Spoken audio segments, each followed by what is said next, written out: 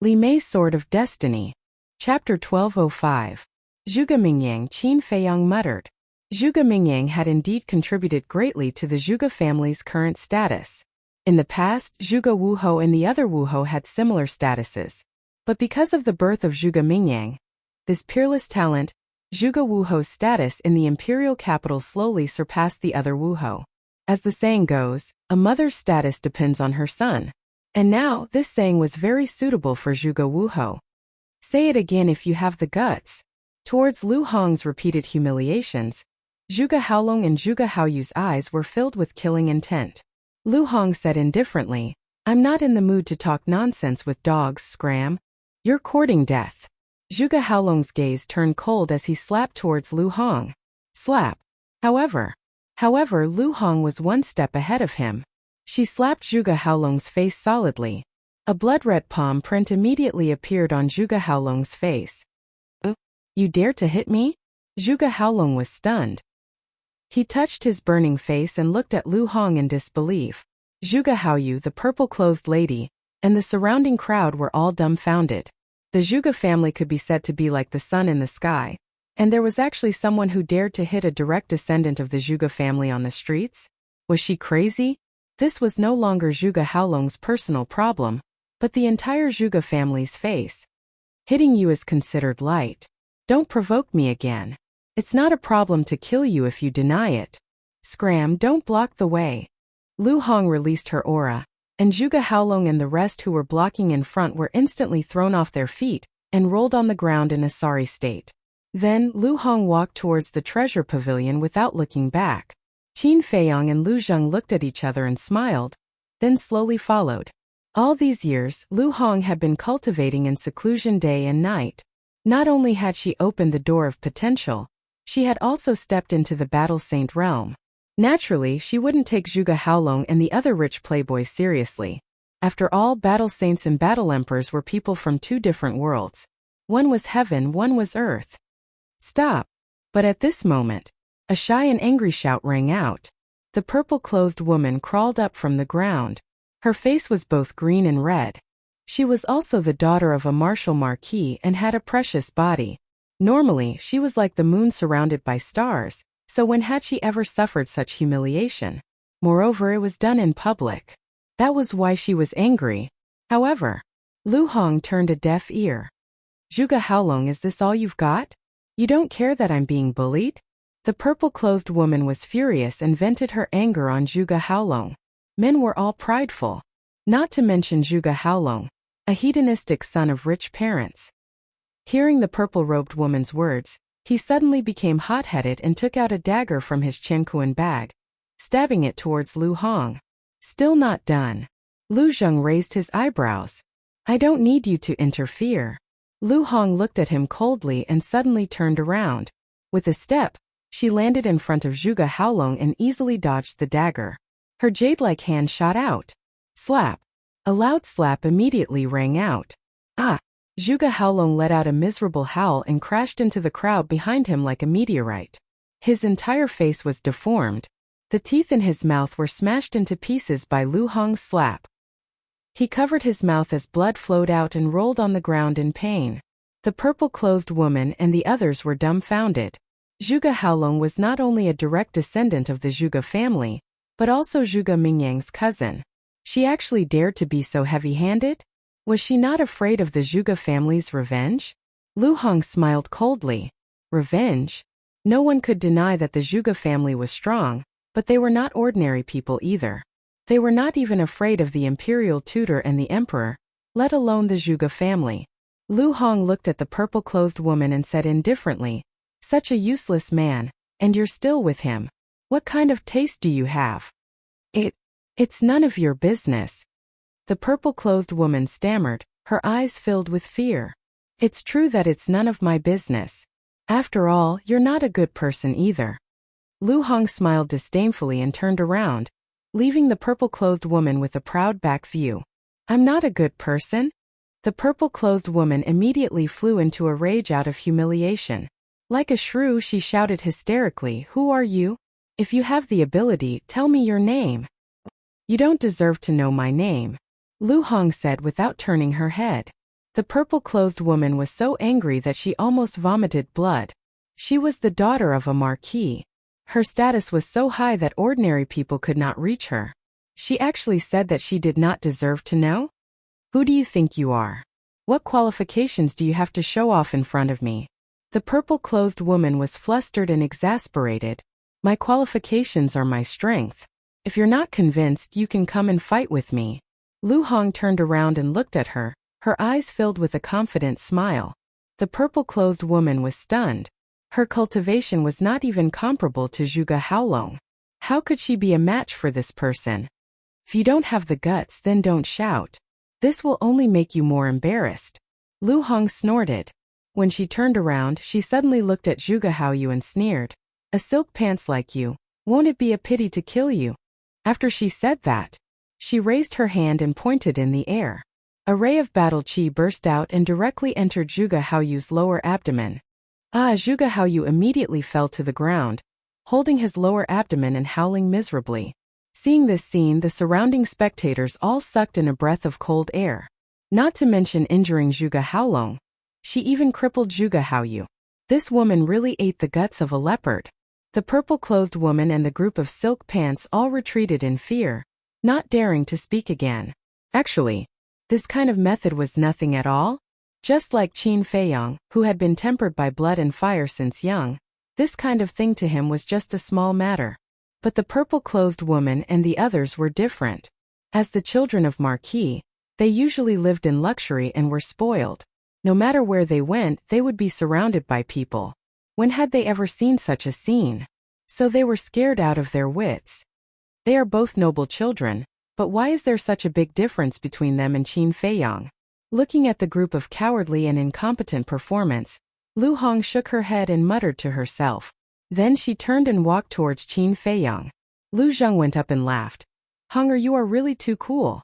I realize that I have really fallen in love with you. Lu Hong frowned. Do you fall in love with everyone you see? Otherwise, why would the word love come out of your mouth? In all honesty, I have only said this to you. I just don't like to hide it, so I will say what I want to say. Lu Zheng said. Don't give me that. Lu Hong rolled her eyes at him, walked in front of Qin Feiyang, and whispered, You won't blame me, right? How dare he? You are his future sister-in-law. If he dares to blame you, I will smack his butt. Lu Zheng snorted coldly. Shut up. Qin Feiyang and Lu Hong glared at him at the same time. Their eyes were extremely ferocious. Lu Zheng smiled embarrassedly and tactfully kept his mouth shut. Otherwise he would cause public outrage. Qin Feiyang was quite helpless towards Lu Zheng. Although he was not serious, he was still his cousin no matter what. Qin Feiyang looked at Lu Hong and said with a sullen face, I must blame you because you went too easy on him. Lu Zheng was stunned. Lu Hong was stunned. The people around were also petrified on the spot. Are you kidding me? Didn't you see that Zhuge Haolong's face was deformed? Didn't you see that Zhuge Haoyu was crippled? You call that going too easy on him? What if you were in his shoes? What would you do? Kill him directly? Do you dare?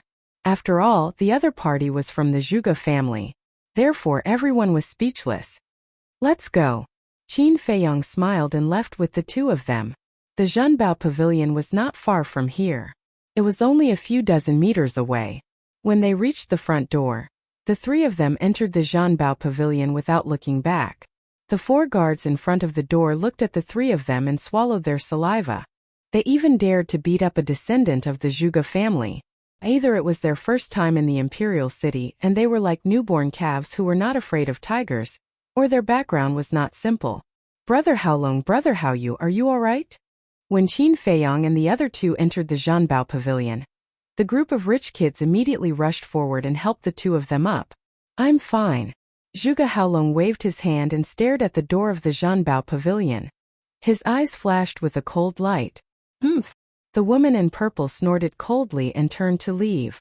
A young man in white hurriedly said, Sister Feifei, where are you going? Brother Haolong is injured because of you. Aren't you going to comfort him? That's because he's useless. Also, don't look for me in the future. I, Wang Feifei, don't need a useless man like you. The woman in purple said coldly and quickly disappeared into the crowd. Stupid woman. I swear that I will make you pay the price. This time, Zhuge Haolong hated Lu Hong even more. He opened a teleportation door and walked in with a gloomy face with Zhuge Haoyu. What should we do? The rest of the people looked at each other. After being humiliated so badly, Zhuge Haolong will definitely not let it go. Let's go to the Zhenbao Pavilion first. There will be a good show later. That makes sense. The group of people looked at each other and smiled. They then rushed to the Zhenbao Pavilion. Although they were all complimenting Zhuge Haolong on the surface, they were all hiding something in their hearts. To put it bluntly, they were just pretending to obey. Young masters, young mistress, what do you need? In the Zhenbao Pavilion, a woman in red walked in front of Qin Feiyang and the other two and asked politely with a smile. The people in the Zhenbao Pavilion also knew about what happened outside. They looked at Qin Feiyang and the other two with curiosity. Qin Feiyang smiled and said, I want to see Sun Dahai. Sun Dahai was the manager here, commonly known as Elder Sunday. The woman in red was stunned. They wanted to see the manager as soon as they entered. Could it be that these three people really had a big background? But she more or less knew a little about the rich and powerful disciples in the imperial city. She didn't seem to know these three people in front of her. Then please wait for a moment. I will go and ask Elder Sun to come out. But she didn't ask more. She bowed to Qin Feiyang and the other two and turned to leave quickly. Qin Feiyang and the other two also strolled around the hall. The items sold in the hall were basically very ordinary things. But sometimes if one was lucky, they would encounter one or two valuable treasures. Come over and take a look. This thing looks very strange. What is it? Suddenly. Chapter 1206. Qin Feiyang and the other two looked at each other and walked over curiously. It's them. Get out of the way. Seeing the three of them coming, the crowd immediately retreated to the sides. They even dared to beat up the people of the Zhuge family. What else did they not dare to do?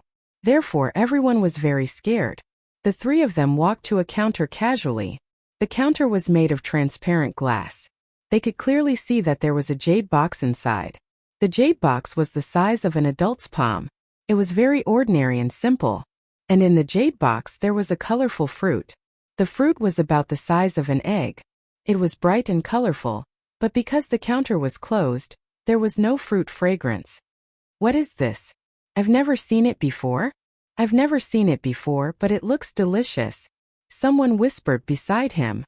Why does it look familiar? Suddenly, a murmur sounded. Everyone looked over and found that it was Qin Feiyang who spoke. An old man with white hair asked curiously, Little brother, do you know what this is? Qin Feiyang smiled and said, Shouldn't you ask the staff here? Behind the counter a young woman stood. Hearing Qin Feiyang's words, she apologized. Young master, I'm sorry, we Treasure Pavilion don't know what this is. Why are you selling it if you don't know? Everyone was puzzled. This fruit is not for sale. It's just for exhibition. But if anyone can recognize this fruit and tell us the truth, we Treasure Pavilion will reward you handsomely. The young woman smiled and said with a sweet smile, Reward what? Someone asked. 1 billion gold coins. The young woman said. Hearing this, everyone immediately stared at the fruit and racked their brains to remember. 1 billion gold coins for Qin Feiyang was just a small profit, but for most of the people here it was a huge sum of money. So everyone wanted to get this reward. However, no matter how they thought, there was no information about this fruit in their memory. What is this? Lu Zheng also lowered his head and pondered. I remember now. Lu Hong's eyes suddenly trembled. She transmitted her voice to Qin Feiyang. Do you remember the 3 fruits you obtained in the Blue Sea? His words awakened the dreamer. Qin Feiyang suddenly realized. That was right. Back in the Azure Sea, he had followed Wang Zicheng to an island and discovered a ruin. In the ruins he found a jade box. The 3 fruits in the box were exactly the same as the one in front of him. I was already surprised that Li He couldn't find any information about this fruit, but I didn't expect that even the people of Precious Treasure Pavilion don't know about it. It seems that this fruit is truly extraordinary. Lu Hong thought to herself. Qin Feiyang nodded without leaving a trace. No matter what, he had to get this fruit today. May I ask which friend is looking for me? At this moment, An aged voice sounded, and a white-haired old man walked out from one of the doors. It was Sun Dahai. Qin Feiyong faintly smiled as he led Lu Hong and the other two to greet them. Sun Dahai glanced at the three of them, and his pupils shrank slightly. What a strong cultivation! He cupped his hands and smiled. May I ask who the three of you are? Qin Feiyong smiled and said, Nameless juniors, not worth mentioning. Who are you kidding? Sun Dahai muttered secretly. They even dared to beat up the people of the Zhuge family. How could they be nameless juniors? But as the steward of Precious Treasure Pavilion in the First District, he naturally knew what to ask and what not to ask. He smiled slightly and asked politely, May I ask why you are looking for me? Qin Feiyong was about to speak, but suddenly there was a violent shout from outside. The woman who injured my two young masters, I give you 3 breaths to get out here. This voice was very hoarse and filled with a piercing chill. Judging from this voice, it seems to be the steward of the Zhuge family. The Zhuge family will not let this go. People started to discuss softly. The good-for-nothing young masters who were with Zhuge Haolong were also in the hall. When they heard the voice of the Zhuge family steward, they looked at Qin Feiyong and the other two and sneered. Lu Zheng said angrily, After beating up the young ones, the old ones are here. There is no end to this. I will go and take care of him. Sun Dahai's eyes flashed as he sent a telepathic message. The three of you, the Zhuge family is not to be trifled with. I suggest that we turn big problems into small ones, and small ones into nothing. Just them. Lu Zheng smiled disdainfully, turned around, and strode into Precious Treasure Pavilion. Interesting. Sun Dahai looked at Lu Zheng's back and then looked at Qin Feiyong and Lu Hong. He realized that there was no trace of nervousness on their faces, and this piqued his interest. Outside, an old man in black stood in the middle of the street. His gaze was arrogant and overbearing. Behind him stood a group of black-armored guards. There were a total of 15 of them, and all of them had arrogant postures. They were here to seek revenge, so the two victims, Zhuge Haolong and Zhuge Haoyu, were naturally here as well. With the old man in black and a group of black-armored guards, the two of them were confident enough to flaunt their prowess and look down on everyone. Lu Zheng stepped out of the door and scanned the group of people. He sneered. You came really quickly. As an 8-star battle saint, he could see through the cultivation of these people at a glance. The old man in black, a 9-star battle saint. As a steward, one needed management ability, not cultivation. Therefore, the steward's cultivation was usually not very strong. As for the black-armored guards, their strength was between 8-star and 9-star battle saint. The old man in black shouted, Cut the crap and hand over that bitch. Lu Zheng's face turned cold and he said, You'd best clean your mouth for me. Impudent. How dare you speak to me with such an attitude? Do you know who I am? The old man in black roared. The corner of Lu Zheng's mouth lifted. He said proudly, Then do you know who I am? Although the Zhuge family was a feudal lord, it was not worth mentioning compared to his Lu family. Looks like you're not just arrogant. But let me tell you, if you don't hand over that woman, you can forget about leaving here today. The old man in black waved his hand, and the 15 black-armored guards immediately stepped forward and blocked the door of the treasure pavilion. With just you dregs? Lu Zheng chuckled. Your cultivation is very strong. Even I can't see through it, but so what? My Zhuge family doesn't lack powerhouses.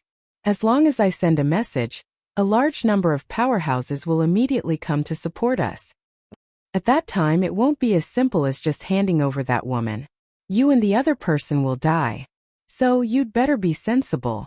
The old man in black sneered. The other person was naturally Qin Feiyong. Haha, Lu Zheng threw his head back and laughed. The old man in black's eyes flashed with murderous intent.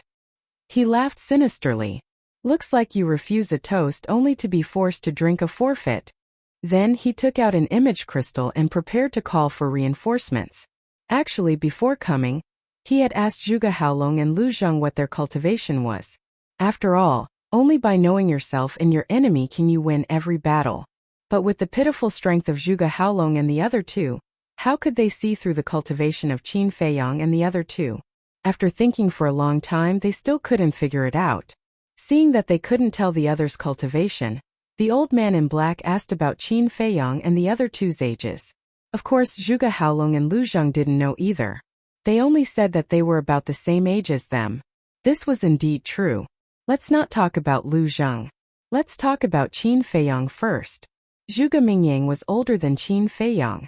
And as Zhuge Mingyang's cousin, Zhuge Haolong and Qin Feiyang's age naturally wouldn't be too different.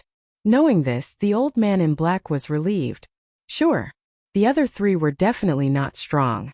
Because they were too young. How strong could these three young people be? At most, they were battle masters. Therefore, he only brought a group of ordinary guards to avenge the humiliation of the two young masters. He originally thought that with his and the guards' strength, they could easily take down the other three. But when he saw it with his own eyes, he realized that he was very wrong. He couldn't see through their cultivation. They must be battle sages. But he wasn't worried at all. In his opinion, it wasn't too late to call for reinforcements now. He also didn't believe that the other party would really dare to kill them. He wasn't blindly confident. In the imperial capital, other than the current emperor, no one dared to touch the Zhuge family. Even the state preceptor and old Qin had to ask the emperor in advance if they wanted to touch the Zhuge family. However, he had greatly underestimated Lu Zheng's identity and methods. As a direct descendant of the Lu family, how could he be afraid of a mere Zhuge family? Not to mention killing a butler. Even if he killed Zhuge Mingyang, the so-called number one demon, no one would dare to do anything to him. Whoosh! Just as the old man in black was recovering the image crystal, Lu Zheng swept to the front of the old man in black like a ghost. Be careful! The dozen or so guards were startled as they shouted. The old man in black's pupils shrank, and he immediately retreated in horror. But with his cultivation, how could he escape from Lu Zheng's palm? Lu Zheng grabbed his neck and said with a sinister smile, "There's no discussion about killing you. Go to hell and repent slowly." No! The old man in black roared in extreme panic. Crack! But at the same time, Lu Zheng squeezed his 5 fingers and directly broke the old man in black's neck. He died on the spot. What? He really killed him? Everyone was dumbfounded. This butler had followed Zhuge Wuhou for many years, and was deeply trusted by Zhuge Wuhou. Although his status was not as high as those direct descendants, he was still an important figure in the Zhuge family. But this person actually killed him just like that. He was openly challenging the dignity of the Zhuge family. Zhuge Haolong, Zhuge Haoyu, and the group of guards were also dumbfounded. They did not expect this person to be so bold that he even dared to kill their butler. But just as everyone was shocked, Lu Zheng's gaze shifted to Zhuge Haolong and Zhuge Haoyu. What does he want to do? Does he want to kill Zhuge Haolong and Zhuge Haoyu too? Everyone was surprised. Lu Zheng grinned and said, "I spared your lives just now. You should cherish it." The two of them were so scared that their faces turned pale. Their bodies trembled, and there was even the smell of urine. "You guys pissed your pants?" Lu Zheng was stunned. He looked at the crotch of the two of them and saw that there were indeed water stains. It was not their fault. Although their family background was not ordinary, their personal strength was not that great. Moreover, it was common knowledge that these good-for-nothing scums, although they always acted like tyrants, were actually cowards. Chapter 1207. Young Master Haolong, Young Master Haoyu, leave quickly. Seeing that the situation was not good, the 15 black-armored guards quickly rushed to the front of Zhuge Haolong and Haoyu.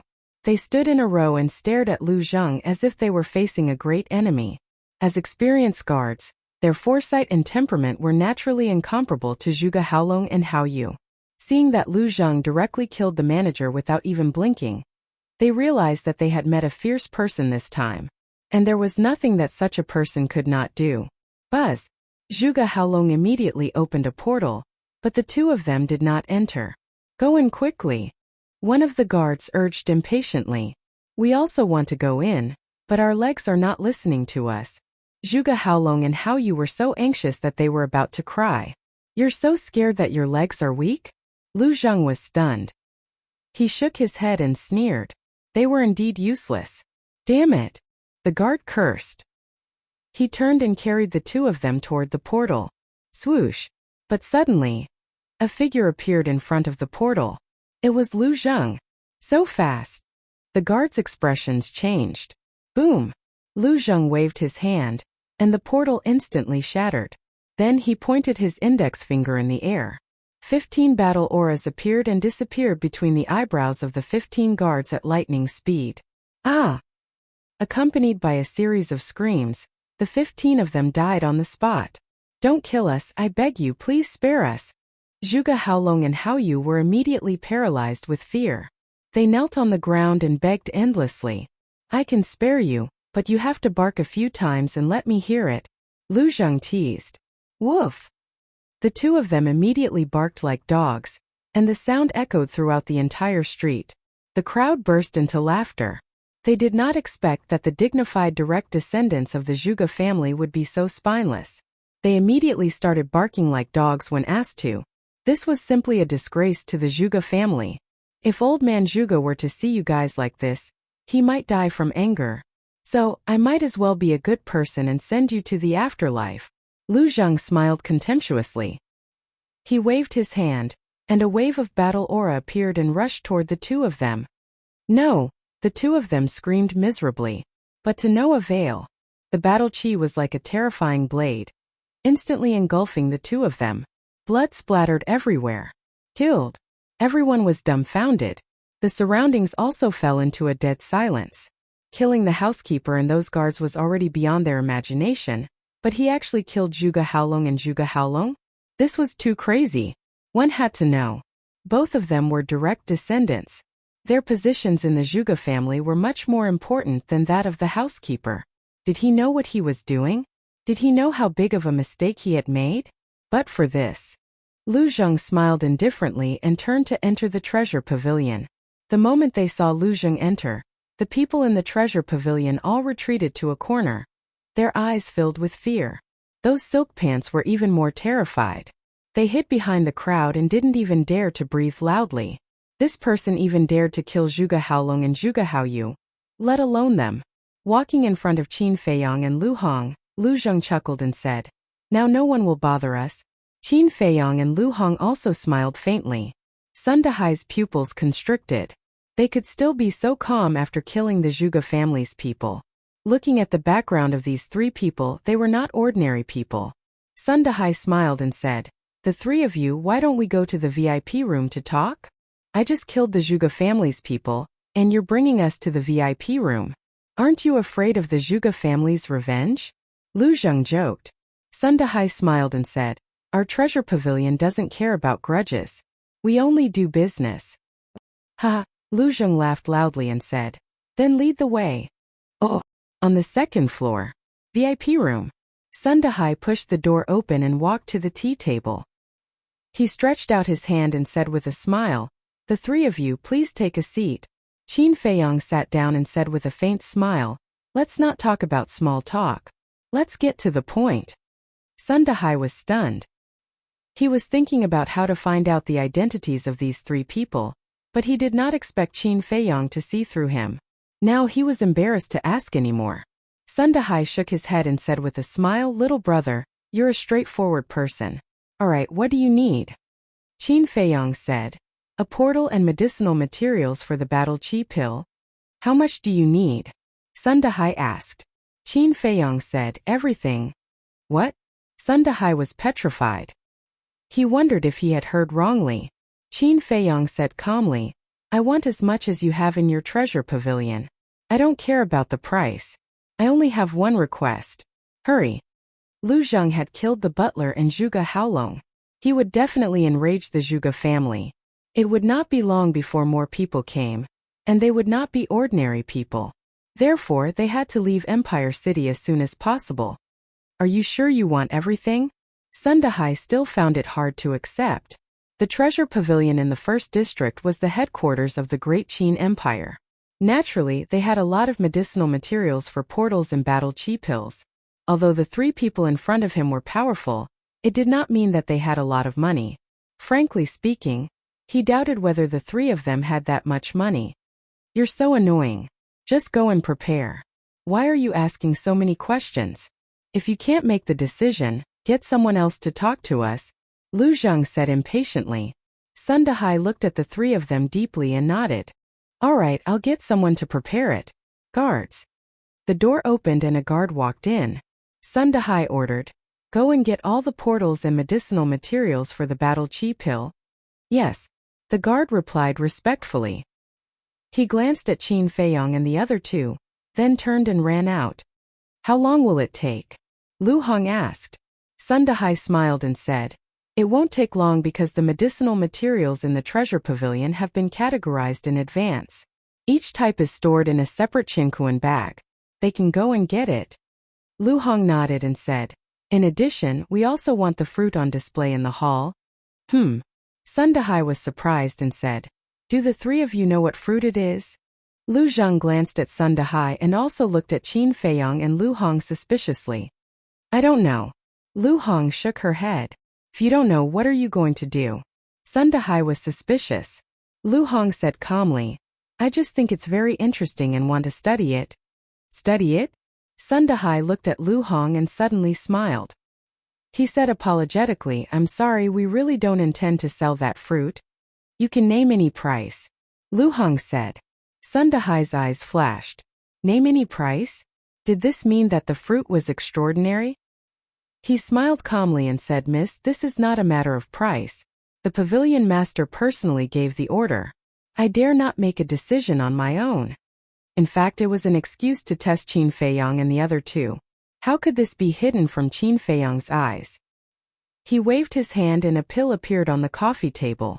He looked at Sun Dahai and said, I like to do business with honest people. Sun Dahai smiled embarrassedly and lowered his head to look at the pill on the coffee table. He suddenly stood up, his eyes full of surprise. That was actually a potential pill. Could this person be? He suddenly raised his head and looked at Qin Feiyong, ready to speak. Qin Feiyong said calmly, some words don't have to be said. It's fine as long as you understand it in your heart. Phew. Sun Dahai took a deep breath and returned to his seat. He stretched out his hands, crossed his fingers and said, 10 potential pills and I'll give you that fruit. Why don't you say 100? Lu Hong sneered. How much was 10 potential pills worth? To think that this old man dared to say that. Sun Dahai smiled and said, Miss, you have to understand that something that even the treasure pavilion doesn't know about is definitely not ordinary. That's why it's worth this price. Perhaps I've even underestimated its value. Lu Hong said, then you have to understand that we can openly snatch it away without paying a single cent. Sun Dahai frowned. That's reasonable. We're not even afraid of the state preceptor and the current emperor. Why would we be afraid of a mere treasure pavilion? Just you wait. I'll go and snatch it now. Lu Zheng chuckled, then stood up and walked outside. Wait. Sun Dahai's expression changed. He hurriedly stood up and grabbed Lu Zheng. He looked at Qin Feiyong and smiled apologetically. Brother Qin, we've known each other for so long. Can you give me some face? Don't cause trouble here. Only now did he remember that this guy in front of him was a lawless person. Qin Feiyong smiled and said, then tell me, how many potential pills do you want? This. Sun Dahai was hesitant. He really couldn't estimate the value of the fruit. Qin Feiyong smiled faintly and said, how about this, I'll give you 20 potential pills. Take it as the payment for the teleportation gate, herbs and fruits. What do you think? 20 pills. Sun Dahai's eyes lit up. Lu Zheng frowned and said, hurry up and state your position. There's a limit to my patience. Sun Dahai pondered for a while and let go of Lu Zheng. He turned to look at Qin Feiyong and nodded. Deal. Qin Feiyong immediately went to the ancient castle. Lu Hong smiled and said, elder son, I think it's a little inappropriate for you to ask for potential pills now. What do you mean? Sun Dahai was puzzled.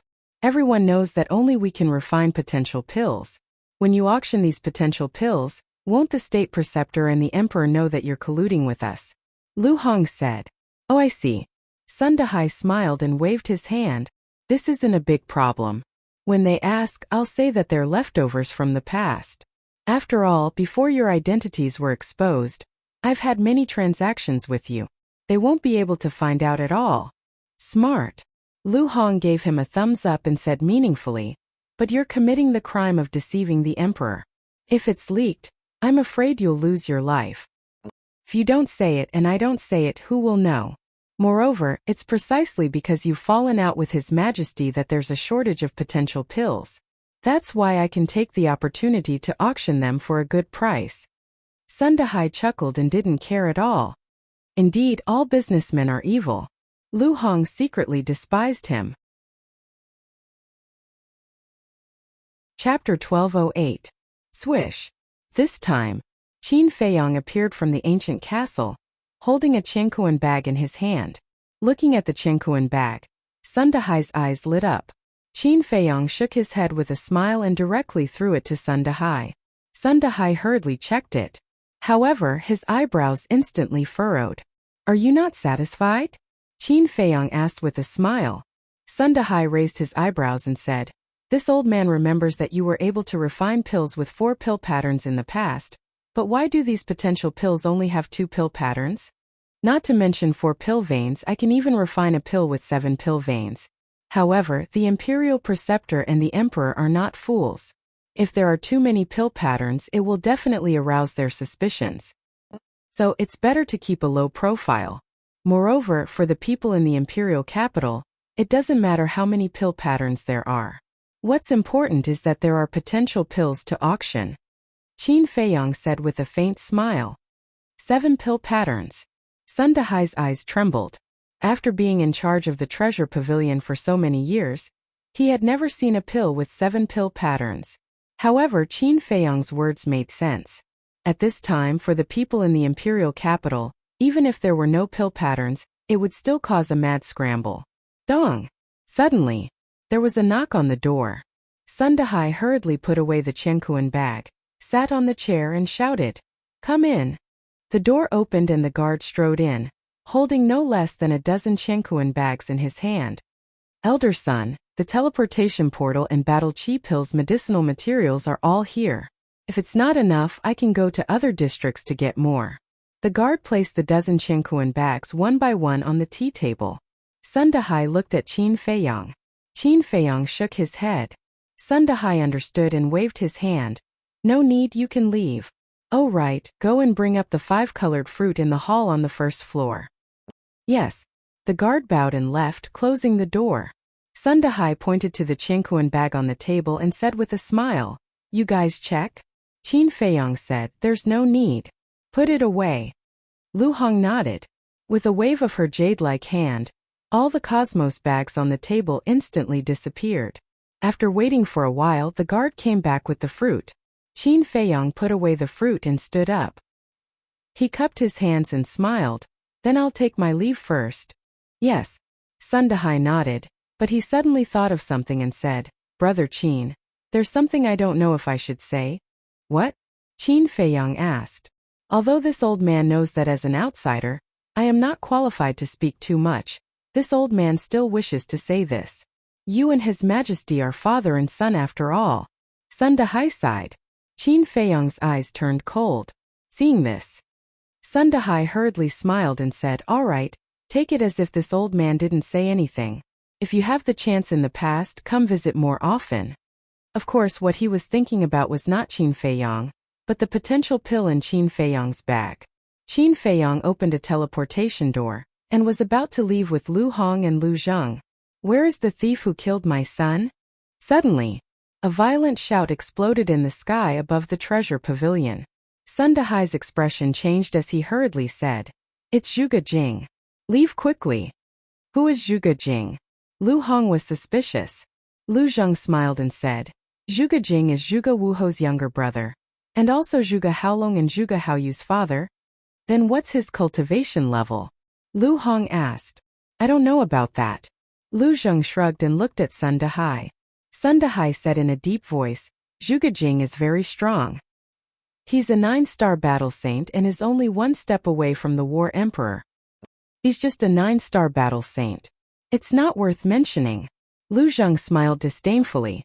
Lu Hong also smiled faintly, but suddenly frowned and said, "No, I also felt an emperor's aura." Qin Feiyang said, "Let's go out and take a look. If his cultivation level is not good, we'll just eliminate him." "Interesting." Lu Zheng chuckled. This little cousin of his was becoming more and more to his liking. The three of them walked out of the VIP room one after another and walked toward the door. Even the Zhuge family is so disdainful. After all these years, how much has this kid grown? Sun Dehai looked at the backs of Qin Feiyang and the other two in disbelief. 30 years in the east, 30 years in the west. Don't bully the young for being poor. This sentence was vividly reflected on Qin Feiyang. He also prepared to go out and take a look. But after thinking about it, it was better not to interfere in this matter, lest he invite trouble to himself. Back to Qin Feiyang. He walked out of the VIP room and entered the corridor. Seeing that there was no one around, he stopped and asked Dan Wangkai to come out. What's wrong? Dan Wangkai looked at him suspiciously. Qin Feiyang said, change your appearance a little and go out to kill people. Zhuge Jing had brought a combat emperor with him. If they really wanted to kill him, they would definitely need Dan Wangkai's help. When the Grand Master scanned the battlefield with his immortal will in the Demon Dragon Mountains, he also saw Dan Wangkai, so Dan Wangkai naturally could not show his true appearance. I see. Dan Wangkai nodded his head in realization. He took an illusory form pill and turned into a middle-aged man. Then he followed behind Qin Feiyang, hiding his cultivation, and walked up the stairs to the door. At the same time, in the sky above the street outside, a middle-aged man in a luxurious robe stood proudly. His energy was so strong that the people on the street below could not breathe. He was Zhuge Jing. At this moment his face was full of anger and killing intent. Beside him stood an old man. Although he was old, he was glowing red and his body was strong. His long red hair was like flames and his aura was unfathomable. At the same time, his eyes were also filled with a strong killing intent. Behind the two of them stood a group of guards. All of them had cold expressions and sharp gazes, as if they were gods of death. The aura emitted by these guards was much stronger than the 15 guards that the butler had brought. Their cultivation level was basically between 1-star and 3-star battle saints. It could be said that this lineup was very strong.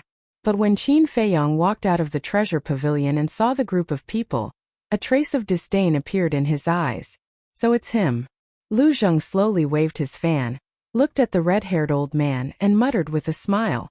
Who is he? Lu Hong asked secretly.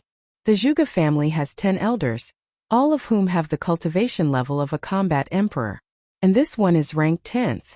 Judging from his aura, he should have just broken through to 1-star combat emperor not long ago. Lu Zheng smiled faintly. 1-star combat emperor, I can crush him with one finger. Dan Wangkai smiled coldly. Lu Zheng glanced at him and said faintly, don't boast. You're only one level higher than him. Whether I'm boasting or not, you'll know later. Dan Wangkai sneered. Lu Zheng was stunned, then shook his head and smiled. His eyes were filled with anticipation. Which one of you killed my 2 sons? Zhuge Jing looked down and scanned Qin Feiyang and the other 3. The killing intent in his eyes was undisguised. Him. Lu Zheng pointed at Qin Feiyang without changing his expression.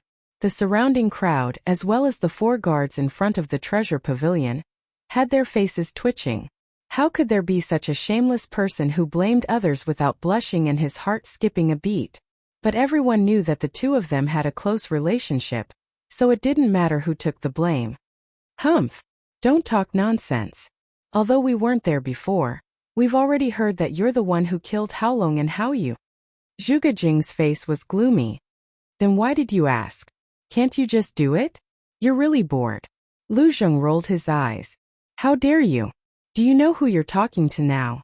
Zhuge Jing shouted angrily. Lu Zheng said, then do you know who you're talking to? Zhuge Jing was about to go crazy. He shouted, do you know who I am? Lu Zheng said disdainfully, then do you know who I am? Zhuge Jing said angrily, I'm Zhuge Jing, the younger brother of Zhuge Wuhou. How dare you kill my sons? You're courting death. I'm Zhuge Jing's uncle. You'll be struck by lightning if you dare to scold me. Lu Zheng grinned. The surrounding people's faces turned red. This kid was really not afraid of death. If he said that he was Zhuge Jing's uncle, wouldn't that mean that he was scolding Zhuge Wuhou as well?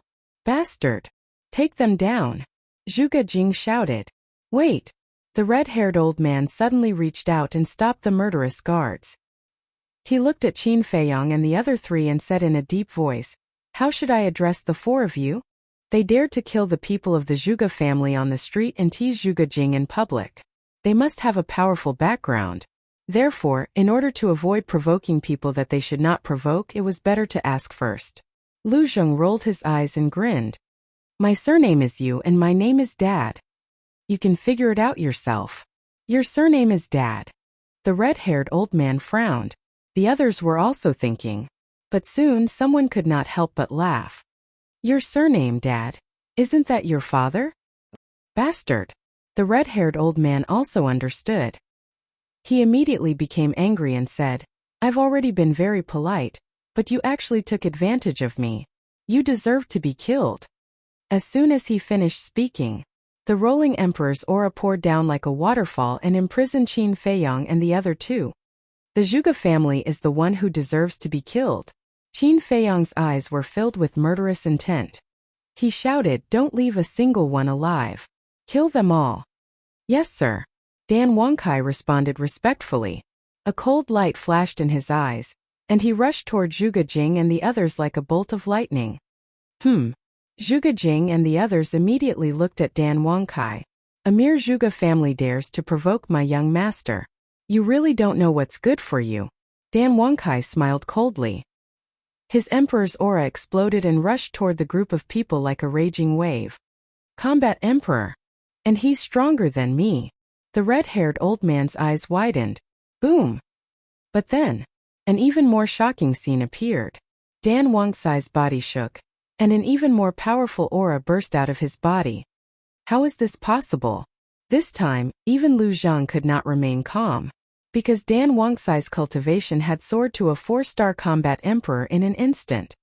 We've underestimated their strength. Run! The red-haired old man's expression changed as he roared. Zhuge Jing and the group of guards were scared silly. They never thought that the other party had hidden such a terrifying expert. Run! Dan Wangkai smiled disdainfully. His big hand grabbed the air, and his battle chi rolled out. A giant hand that covered the sky instantly appeared. The giant hand broke through the air, emitting a great pressure. It grabbed the red-haired old man, Zhuge Jing, and the group of guards in its hand. Then, Dan Wangkai's 5 fingers suddenly clenched. Boom! Ah! Immediately, accompanied by screams, the bodies of Zhuge Jing and the others were crushed by the giant hand. Blood stained the sky. Chapter 1209. So strong. Everyone was dumbfounded. Killing everyone in an instant, what kind of heaven-defying strength was this? But what shocked everyone the most was the courage of Qin Feiyang and his group. Not only did they kill Zhuge Haolong and Zhuge Haoyu, but they also killed Zhuge Jing and the 10 clan elders. One had to know. These people were all important figures of the Zhuge family, especially the 10 clan elders. Even Zhuge Wuhou himself had to respect them. However, these people killed them without any hesitation, not putting the Zhuge family in their eyes at all. Everyone was wondering who these people were. Let's go. Under everyone's gaze, Qin Feiyang opened the portal, said something to Lu Hong and the other two, and then turned around and walked in without looking back. You want to leave just like that after killing my Zhuge family's people? Suddenly, a violent roar sounded. Following closely, a purple-robed young man broke through the air like lightning and landed in the sky above the treasure pavilion. It's Zhuge Mingyang. I didn't expect to alarm the number 1 evildoer in the capital. Everyone's heart trembled. But Qin Feiyang had already entered the portal. Lu Hong and Lu Zhang had also entered the portal. Only Dan Wangkai was still outside. Hearing Zhuge Mingyang's voice, Dan Wangkai looked up, murderous intent flashing in his eyes. Qin Feiyang said indifferently, Don't worry about him. Dan Wangkai smiled coldly, turned around and stepped into the portal. Don't even think about leaving. Zhuge Mingyang was furious. With a wave of his hand, a wave of battle chi rolled out and blasted toward the portal. Don't overestimate yourself. Dan Wangkai's cold voice sounded in the portal. The next moment, a vast emperor's aura emerged and rushed over, annihilating the battle chi in an instant. The emperor's aura rushed toward Zhuge Mingyang. Boom! Zhuge Mingyang was immediately blasted away, blood spurting out of his mouth. A clown. Disdainful laughter came from the teleportation gate. Then, Qin Feiyang and the others disappeared, and the teleportation gate disappeared as well. So strong. Zhuge Mingyang's eyes trembled. Not long ago, he had received news that someone had killed Zhuge Haolong and Zhuge Haoyu. So he had rushed over to take a look. But who would have thought that the other party actually had a battle emperor? Furthermore, judging from the emperor's might, he was not a 1- or 2-star combat emperor. But who was it? The Zhuge family's fame spread far and wide, and their status far surpassed the other martial marquis government. Who would have the guts to kill a member of the Zhuge family? Could it be, suddenly? A figure appeared in Zhuge Mingyang's mind as he muttered, "Is it really him?" Whoosh! At this moment, another figure descended. "Greetings, Commander." Everyone bowed respectfully. That was right. This man was the commander of the Kirin army. He had also received the news and rushed over to take a look. What's going on? The commander of the Kirin army glanced at the bloody scene below, frowned slightly, and asked Zhuge Mingyang. Zhuge Mingyang said in a deep voice, "My second uncle, 10th grandpa, Haolong and the rest have all been killed here." The pupils of the Kirin army's commander constricted, and the first thing that came to his mind was Qin Feiyang. Because in the entire Great Qin Empire, only Qin Feiyang had the guts to do so. Who did it? He asked calmly. I don't know, a few unfamiliar faces. Zhuge Mingyang shook his head and said coldly, "But I think in this world, other than him, no one else dares to be so arrogant." The eyes of the Kirin army's commander flashed. The person that Zhuge Mingyang was talking about was obviously Qin Feiyang. The Kirin army's commander glanced at the crowd below, and said, "Who can tell me the details of the situation?" There were many people below who had witnessed the entire process. For a moment, everyone was talking at once and there was an uproar. Soon, the commander of the Kirin army had a rough idea of what had happened, and he shouted, "Sun Dahai, come out now." Sun Dahai ran out of the treasure pavilion in a hurry, and bowed. "Greetings, Commander Young Master Zhuge." The commander of the Kirin army said, "It happened in the treasure pavilion, why didn't you stop it?" "Commander, you are wrong. It didn't happen in the treasure pavilion, it happened on the street outside the treasure pavilion, and the treasure pavilion has no right to intervene. Moreover, those people are cruel and I can't do anything." Sun Dahai said apologetically. These were all polite words and everyone could tell. Zhuge Mingyang said angrily, "But they entered the treasure pavilion." "I don't deny that. But they entered the treasure pavilion to buy things. The treasure pavilion is open for business, and we can't reject them just because they have some grudges with the Zhuge family." Sun Dahai laughed. The meaning of his words was obvious. Although the Zhuge family was powerful now, but what the treasure pavilion wanted to do was none of his business. Zhuge Mingyang clenched his fists and said in a low voice, "You have to understand, this person is very likely to be him." "Who is it?" Sun Dahai asked. Zhuge Mingyang said, "You know it in your heart." Sun Dahai shook his head. "I really don't understand, young Master Zhuge, please enlighten me." "Qin Feiyang." Zhuge Mingyang said word by word, and every word was as sharp as a blade. "What?" Everyone's eyes trembled. Sun Dahai also raised his eyebrows and smiled. "Young Master Zhuge's imagination is really admirable." "I'm not joking with you," Zhuge Mingyang said in a low voice. "I'm not joking either. I personally received them just now, and I didn't find anyone similar to Qin Feiyang." Sun Dahai said. Zhuge Mingyang said angrily, "Don't you know that there's something called the phantom elixir in this world?" "Young Master Zhuge, I respect you, but please don't insult my intelligence. I've been in charge of the treasure pavilion for so many years, how could I not know about the phantom elixir? However, my treasure pavilion has thousands of customers every day. I can't use the Heaven's Eye Stone to test their identities one by one, can I? You have to know that this is a great disrespect to the customers," Sun Dahai said lightly. Zhuge Mingyang's face was as dark as water. Sun Dahai glanced at Zhuge Mingyang and the commander of the Kirin army and smiled. "There are still many things waiting for me to deal with in the treasure pavilion. If there's nothing else, I'll go do it." "Go." The commander of the Kirin army waved his hand. Sun Dahai smiled and turned around to enter the treasure pavilion. His eyes flashed with a bright light. Originally, he wanted to auction off the potential elixir immediately, but now it seemed that he had to wait for the news to die down. Otherwise, it would definitely arouse Zhuge Mingyang's suspicion. Outside the city, in the sky above a dense forest, Lu Hong looked at Qin Feiyang and asked, "Will Sun Dahai betray us?" Qin Feiyang smiled. "Don't worry if he betrays us. He won't let us leave the treasure pavilion." At the same time, Lu Zheng looked at Dan Wangkai and asked in surprise, "What happened to your cultivation?" A 2-star combat emperor instantly rose to a 4-star combat emperor, an increase of 2 small realms.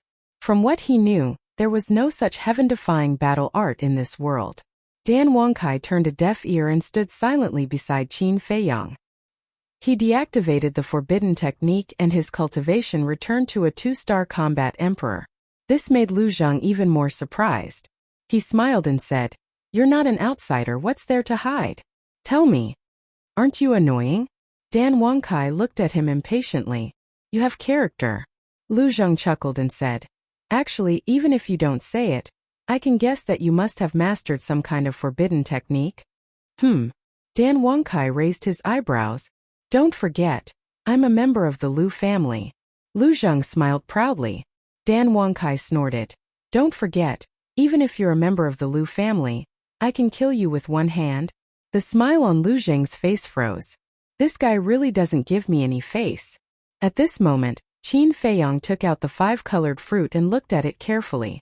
The fruit was like a colorful diamond, bright and dazzling. The rich smell of the fruit assaulted their noses, making them salivate. Dan Wangkai looked at Lu Zheng and said indifferently, "You always say that the Lu family is amazing and awesome, so you should be omnipotent and omniscient, right? Then do you know what this is?" Lu Zheng's face twitched. If he knew, he wouldn't have kept quiet. "Tell me." The Elixir King questioned with an aggressive look in his eyes. Lu Zheng coughed and said, "Although I don't know what it is, I'm sure it's definitely not an ordinary thing." "Do I need you to tell me that?" Dan Wangkai rolled his eyes and said, "Since you don't know, then keep a low profile in the future. Don't always act like you're amazing." "I say, do you think I'm easy to bully?" Lu Zheng raised his eyebrows, his expression full of displeasure. Dan Wangkai said expressionlessly, "I just can't stand your domineering behavior." "Then don't look at me." Lu Zheng waved his hand impatiently. "That's enough. How old are you? Why are you still quarreling?" Qin Feiyang rolled his eyes at them and put away the colorful fruit. Lu Hong suddenly asked, "By the way, why didn't you just kill Zhuge Mingyang?" Qin Feiyang's eyes flashed and he said, "Now is not the time to kill him. Besides, now he is deeply favored by the emperor and the state preceptor, so he must have some trump cards." "For example?" Lu Hong asked. "The state preceptor's killing intent. Back then, old Qin gave me a wisp of killing intent to protect myself, so the state preceptor can naturally give Zhuge Mingyang a wisp of killing intent to protect himself," Qin Feiyang said. Lu Hong nodded in understanding. Buzz. At this moment, Qin Feiyang's image crystal rang. After he took it out, the shadow of the commander of the Kirin army emerged. Looking at the appearance of Qin Feiyang and the others, the commander of the Kirin army immediately frowned and said, "Sure enough, it was you who killed Qin Feiyang and the others," because Qin Feiyang and the others had not recovered their true appearances yet. "Yes, it was us," Qin Feiyang said lightly. The commander of the Kirin army asked, "Why? Is it because Zhuge Mingyang offended you before?" "I don't take Zhuge Mingyang seriously. I killed them because they deserved to die," Qin Feiyang said. "What did they do to you? Why do you hate them so much?" The commander of the Kirin army was puzzled. They wanted to shake the great Qin dynasty. Killing intent surged in Qin Feiyang's eyes. The eldest prince was the son of Zhuge Wuhou and the current empress. If he had not killed the eldest prince back then, the great Qin dynasty would have become the Zhuge family's empire after the eldest prince inherited the throne. Chapter 12:10. Shake the Great Qin Empire. The commander of the Kirin army trembled and asked in disbelief, "Are you joking with me?" Qin Feiyang said, "Do I look like I'm joking? How is that possible? I've had many interactions with the Zhuge family and have always followed the rules. Why would I do such a thing?" The commander of the Kirin army said. This was something that he found hard to accept. "Follow the rules?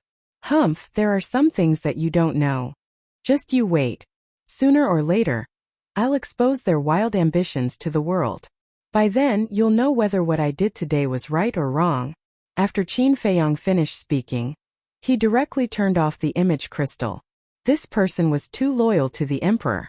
Even with the slave seal, he could not control him. If he knew the true identity of the first prince, he would definitely tell the emperor immediately. Therefore, he could not tell him now. Buzz! But in less than 3 breaths, the image crystal vibrated again. Qin Feiyong raised his eyebrows and infused his battle qi into it. A figure appeared. He thought it was the commander of the Kirin army again and said angrily without looking, "Are you done? What's going on?" A suspicious voice sounded. Qin Feiyong was stunned. He looked up and saw Yin Wei. Qin Feiyong said with a smile, "Sorry, I thought it was the commander of the Kirin army. How are things on your side?" "The Grand Tutor is too cautious." Yin Wei sighed deeply and said with a smile, "But now I've successfully entered the law enforcement hall." "The inner hall?" Qin Feiyong asked. "No. But as long as I can enter the law enforcement hall, I'm confident that I can enter the inner hall and become the Grand Tutor's confidant," Yin Wei said with a confident smile. "Be careful, don't give yourself away." Qin Feiyong smiled. He believed in Yin Wei's ability. "I will." "Where do you plan to go next?" Yin Wei asked. "Sea of Reincarnation," Qin Feiyong said. The Sea of Reincarnation was located at the extreme north of the imperial capital. It stretched as far as the eye could see. The environment here was extremely harsh. Strong winds blew and tsunamis surged. Powerful sea beasts could be seen everywhere. Ordinary Xiuzha did not dare to set foot in this area. However, it was precisely in such a place that a village was located. The village was only a little over 100 miles away from the Reincarnation Ocean. Ferocious beasts roamed the vast mountains, but strangely, there was not a single trace of a ferocious beast within a dozen miles of the village. The village wasn't small, but compared to a bustling place like Emperor City, it wasn't that big. More than 2,000 villagers were gathered here. This place could be said to be isolated from the rest of the world, but everyone lived very comfortably. Young and strong men were hunting outside. The elderly, women, and children stayed at home to take care of the house. However, there was a maturity and steadiness on this young boy's face that was different from his peers. Soon, the young boy came to a short mountain and looked up at the peak before climbing up with all his might. Along the way, the thorns cut his skin and blood flowed.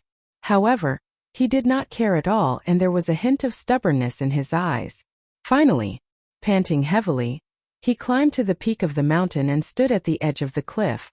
Looking at the night sky in the distance, he murmured, "Sister, where did you go? Do you know that Mother and I missed you so much and were worried about you?" All of a sudden, a hissing sound came from behind him. There was also a stench that assailed his nostrils. The young man quivered and turned his head abruptly. He saw a pair of green eyes staring coldly at him from a dozen meters away. It was a poisonous python that was 10 meters long and as thick as a water bucket. Its entire body was covered with black scales. "This is bad." Unknowingly, I actually left the forbidden area. The young boy panicked but pretended to be calm. He waved his small fist and shouted, "My fist is very hard. You better not come over." The poisonous python spat out its tongue and stared at the young boy for a moment.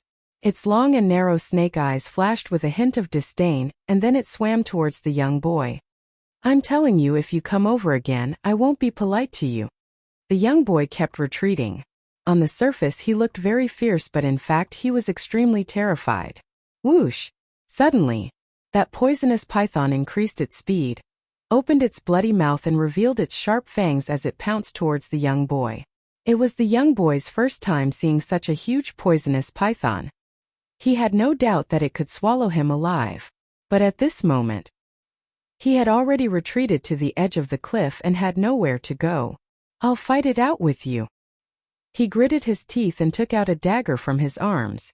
It was just an ordinary dagger and flew towards the poisonous python. The poisonous python was stunned. It obviously did not expect that the young boy would dare to resist. But then, its eyes shone with a fierce light as it spat out venom. The young boy was shocked. His body technique was very agile. Like an ape, he narrowly dodged and then stabbed the poisonous python 7 inches. He succeeded. But the scales on the poisonous python's body were harder than he imagined. Accompanied by a clanging sound, sparks flew. The dagger only left a mark on the scales. And this move had also completely angered the poisonous python. The long snake tongue spat out, wrapped around the young boy's ankle and dragged him towards the bloody mouth. "No, I can't die. If I die, no one will take care of my mother," the young boy roared. The strong desire to survive overcame the fear in his heart. He firmly grasped the dagger and stabbed it into the poisonous python's tongue. Blood instantly splashed. The poisonous python hissed in pain and released its tongue. The young boy finally escaped and was about to flee. But the furious poisonous python raised its enormous tail and slapped the young boy's back. A blood-curdling scream resounded through the sky. The young boy was like a meteor that flew out from the edge of the cliff and fell downwards. This short mountain was only a few dozen zhang high. For Xiaozhe it was nothing. But for normal people, falling down was fatal. "Mother. Sister. I don't want to," the young boy roared in despair. But he did not notice. The poisonous python also did not notice. At this time in the void above, two streaks of light broke through the air. It was a male and a female. The male was about 23 or 24 years old. His figure was tall. His clothes were as white as snow. His facial features were sharp and clear. His long hair fluttered in the wind, giving off an otherworldly aura. The female had an exquisite figure. Her hair was like a waterfall. Her facial features were extremely beautiful. She was also wearing a snow-white long dress. She was like a fairy from the heavens, graceful and graceful. The two were Qin Feiyang and Lu Hong. "And who's calling?" Suddenly, Lu Hong was stunned. She stopped and looked down. She immediately saw the young boy in despair. There was someone in the wilderness? And it was a child? Whoosh! The next moment, Lu Hong turned into a stream of light and rushed towards the young boy. The young boy was also in complete despair. He closed his eyes and quietly waited for death. But just as he was about to fall to the ground, he suddenly felt someone grab his arm. His body suddenly became light. The next moment he was suspended in the void. And the young boy was stunned. He turned his head and saw a beautiful sister in white standing beside him. He instinctively asked, "Are you an angel?" "Angel?" Lu Hong was slightly stunned. She shook her head and smiled. She landed on the ground with the young boy. Qin Feiyang also swooped down and landed beside the two. "You can actually fly?" Seeing this scene, the young boy's eyes almost popped out.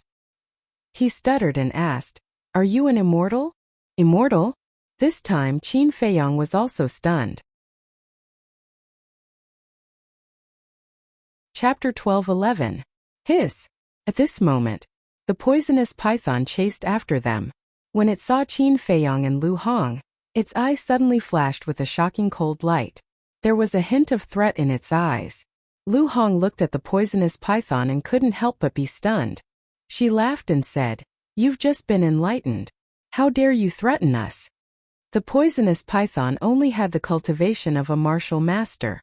A martial master level beast was very strong for a teenager without cultivation. It was like a god. But in the eyes of the two battle saints, Qin Feiyang and Lu Hong, it was naturally vulnerable. The poisonous python looked at the two of them and flicked its tongue. "Why aren't you leaving?" Lu Hong's eyes were cold as she released a wisp of holy power. The holy power was undoubtedly comparable to the power of heaven for a fierce beast like the poisonous python. It was paralyzed on the spot and didn't even have the strength to leave. Its eyes were full of fear. Lu Hong shook her head with a smile and retracted her holy power. Only then did the poisonous python breathe a sigh of relief. It was already sweating all over. And then it fled into the mountains without looking back. So powerful. The teenager looked at Lu Hong with admiration. If he had such an ability, he wouldn't have almost lost his life. Lu Hong asked with a smile, "Tell me, what are you doing here alone?" Hearing this, the teenager's face suddenly fell. He said, "I'm looking for my sister." "What's the matter?" Lu Hong asked. The teenager lowered his head and said, "Half a month ago, my sister suddenly disappeared and hasn't returned home yet. I was really worried, so I went into the mountains to look for her." Lu Hong asked, "Do you have any clues now?" The teenager shook his head and said, The villagers said that my sister must have died under the claws of a beast and asked me not to look for her. But I don't believe it. The village? Lu Hong was slightly stunned and asked, "Where is your village?" The teenager pointed to the mountains in the north and said, "The village is over there. More than 10 miles away from here." More than 10 miles? Qin Feiyang and Lu Hong looked at each other, their eyes full of disbelief. For an ordinary person, a distance of more than 10 miles was not a normal distance. Qin Feiyang asked, "How did you get here? Did you encounter any ferocious beasts along the way?" Vicious beast? The young man was slightly stunned. He shook his head and said, "There are no ferocious beasts within a dozen miles of our village. There are only some ordinary wild beasts. We rely on hunting for a living." No berserk beasts? Qin Feiyang was stunned. On the way from the imperial city, they had encountered many ferocious beasts. There were even sacred beasts and emperor beasts. But how could there not be any here? Lu Hong said, "Little brother, let me ask you, do you know about the Sea of Reincarnation?" The youth shook his head and said, "I've never heard of the Sea of Reincarnation, but I heard from the elders in the village that there's a sea far away from our village." "Which direction?" Lu Hong asked. "North." The young man said. "How far?" Lu Hong asked again. The young man thought for a moment and said, "It seems to be more than 100 miles away." "North? More than 100 miles." Lu Hong thought for a while and looked at Qin Feiyang. She transmitted her voice. "I think the sea he mentioned might be the Sea of Reincarnation.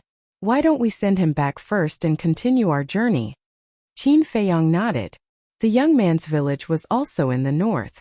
It was on the way. Lu Hong looked at the young man and said with a smile, "Little brother, it's already dark. Why don't we send you back first and you can continue to search tomorrow?" "No. I won't go back until I find my sister," the young man said stubbornly. Qin Feiyang frowned. If what the young man said was true and his sister had been missing for half a month, then she must have met with a mishap. But the young man was still young, so it was not appropriate to say these words directly. Putong.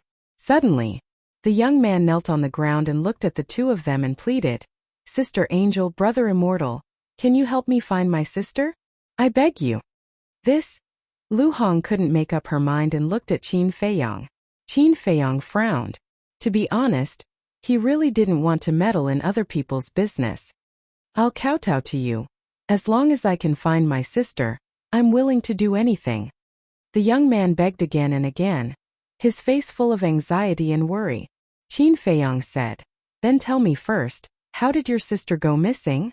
The young man said, "Half a month ago, my sister went out to hunt as usual, but she never came home." "Hunting? Why is it your sister hunting? Where are your parents?" Qin Feiyang frowned. The young man said, "My father passed away a long time ago. My mother has been sick all year round and is weak. She doesn't have the ability to hunt, so all these years, my sister has been taking care of me and my mother." So pitiful. Lu Hong sighed and asked with a smile, "How old is your sister? Is she a warrior?" The young man said, "Sister is 18 years old, not a warrior." 18 years old, not a warrior but supporting a family. Amazing. Lu Hong was full of hope. She looked at Qin Feiyang and said, "Why don't we help him find her? Maybe his sister just met with an accident and didn't die." "Yes, that must be the case. Brother Immortal, please help me, okay? If you can help me find my sister, I will treat you to a drink." The young man said. "Drink?" Qin Feiyang shook his head and laughed. Did he look like someone who lacked alcohol? But judging from the young man's family background, that was probably all he could afford. After pondering for a while, Qin Feiyang nodded and said with a smile, "Okay, for the sake of the wine, I'll help you find her." "Thank you, brother immortal." The young man was overjoyed and grateful.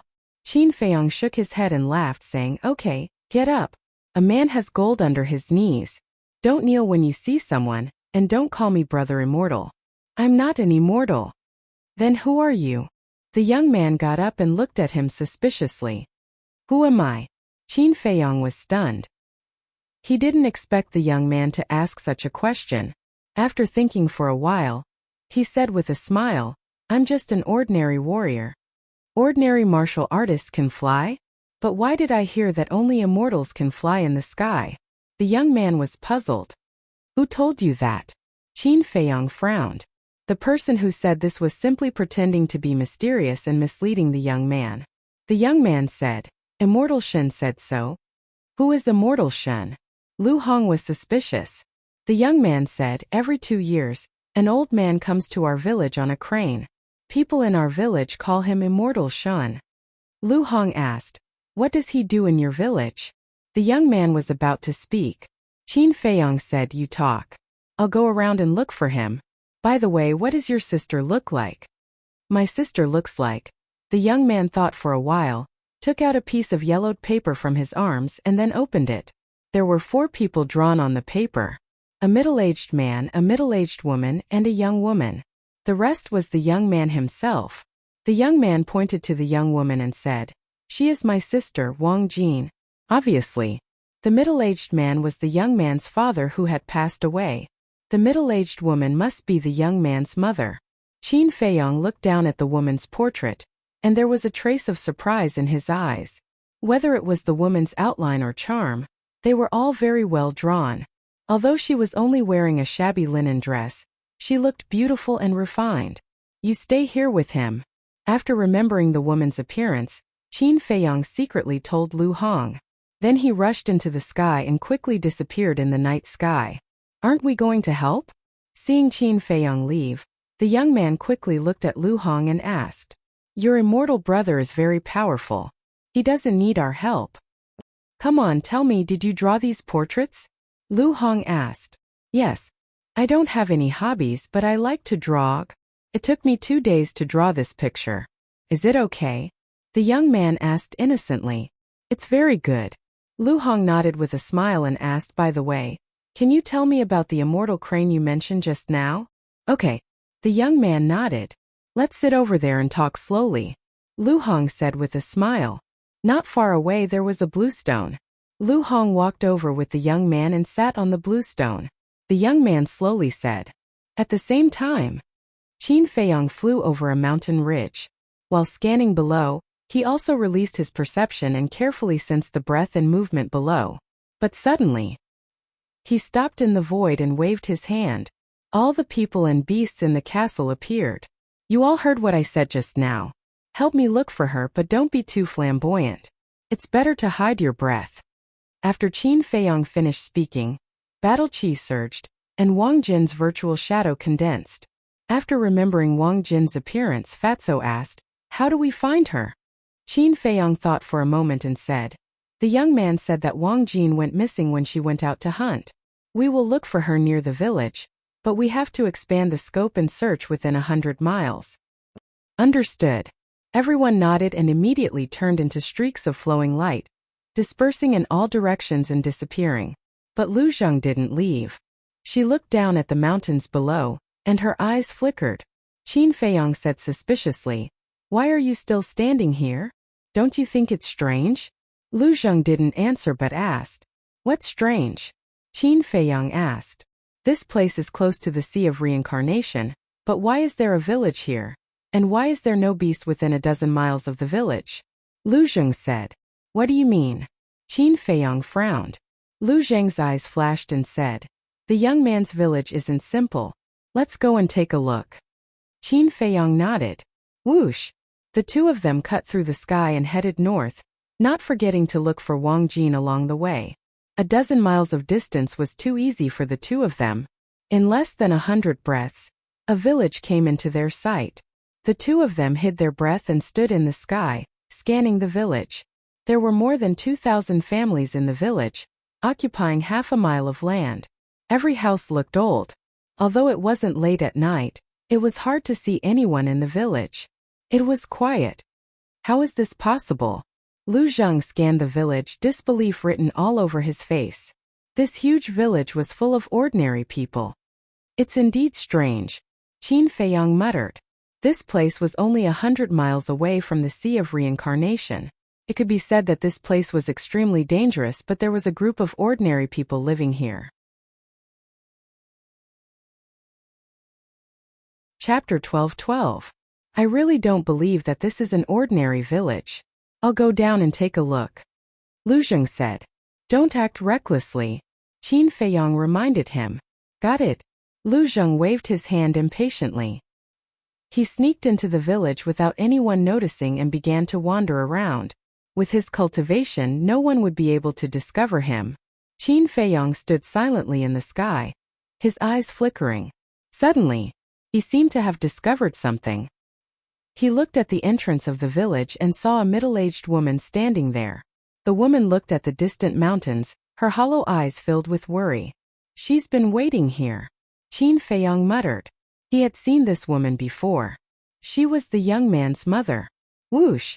Soon, Lu Zheng appeared beside Qin Feiyang like a ghost. Seeing Qin Feiyang staring at the entrance of the village, he also looked down. When he saw the woman, Lu Zheng asked suspiciously, "Who is she?" "The young man's mother," Qin Feiyang said. Lu Zheng nodded in realization and sighed. What a pitiful person.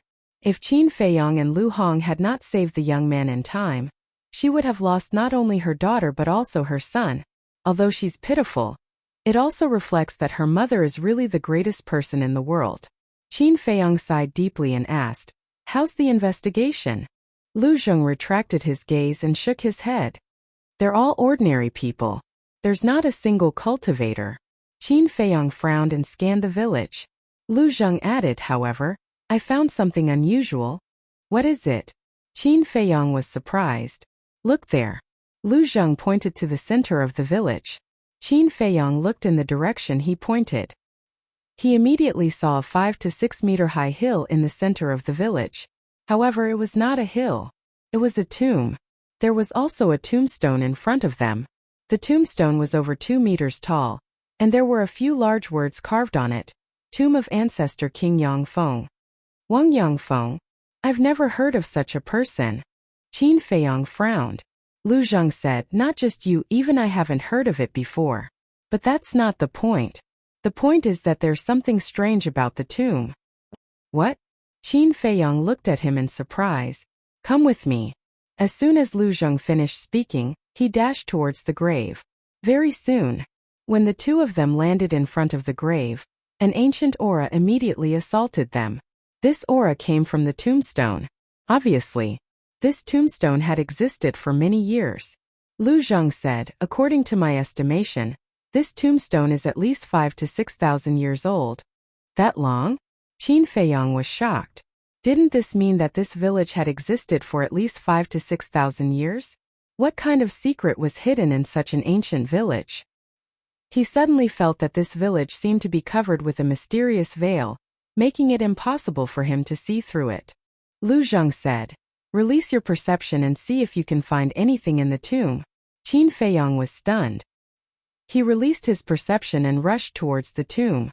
The next moment, his body shook violently, and his eyes were full of shock. There was actually a mysterious force hidden in this tomb that blocked his perception. "You found it. There's a lot of mystery in here. I'm even thinking that there's not a single beast within a radius of more than 10 miles. It's very likely because of this tomb." Lu Zheng's eyes shone brightly. Qin Feiyang said, "You mean that the owner of this tomb was extremely powerful when he was alive, so those beasts didn't dare to approach the village?" Lu Zheng nodded. "It's getting more and more interesting." Qin Feiyang chuckled. He never expected to encounter such an interesting village on the way. "Who's there?" Suddenly, a shout was heard. A villager walked out of a house not far away with a torch. He accidentally saw 2 shadows in front of the tomb and immediately shouted. But the next moment, then the 2 shadows disappeared. What's going on? Was it an illusion? The villager rubbed his eyes and looked at the grave suspiciously. He didn't take it to heart and turned to walk towards the house on the opposite side. He shouted, "Brother Mu, give me some wine. I finished it." "You drunkard, will you die if you don't drink for a day?" Following this, a cursing sound came from within the house. Back to Qin Feiyang and Lu Zheng. The two of them didn't leave. They just hid behind the tomb. Lu Zheng whispered, "Why don't we wait until it's late at night and dig it up to take a look?" Digging up someone's ancestral tomb. Aren't you afraid of shortening your life? Qin Feiyang was speechless. He actually came up with such a rotten idea. What a genius. Lu Zhang rolled his eyes at him and said blandly, "Cultivators, don't be so superstitious. Okay?" Qin Feiyang said, "Don't talk nonsense. I can't do such a wicked thing as digging up someone's ancestral tomb." Lu Zhang frowned and said, "Then don't you want to know what's inside?" "Yes, but there are many ways. We don't have to dig up the tomb," Qin Feiyang said. Stubborn. Lu Zhang glared at him and said, "I don't want to talk nonsense with you. I'm going to look for that little girl." After saying that, he left quietly. Qin Feiyang glanced at the grave and also silently soared into the sky, disappearing without a trace. Time passed quietly. Late at night, the young man had fallen asleep. Lu Hong held him in her arms.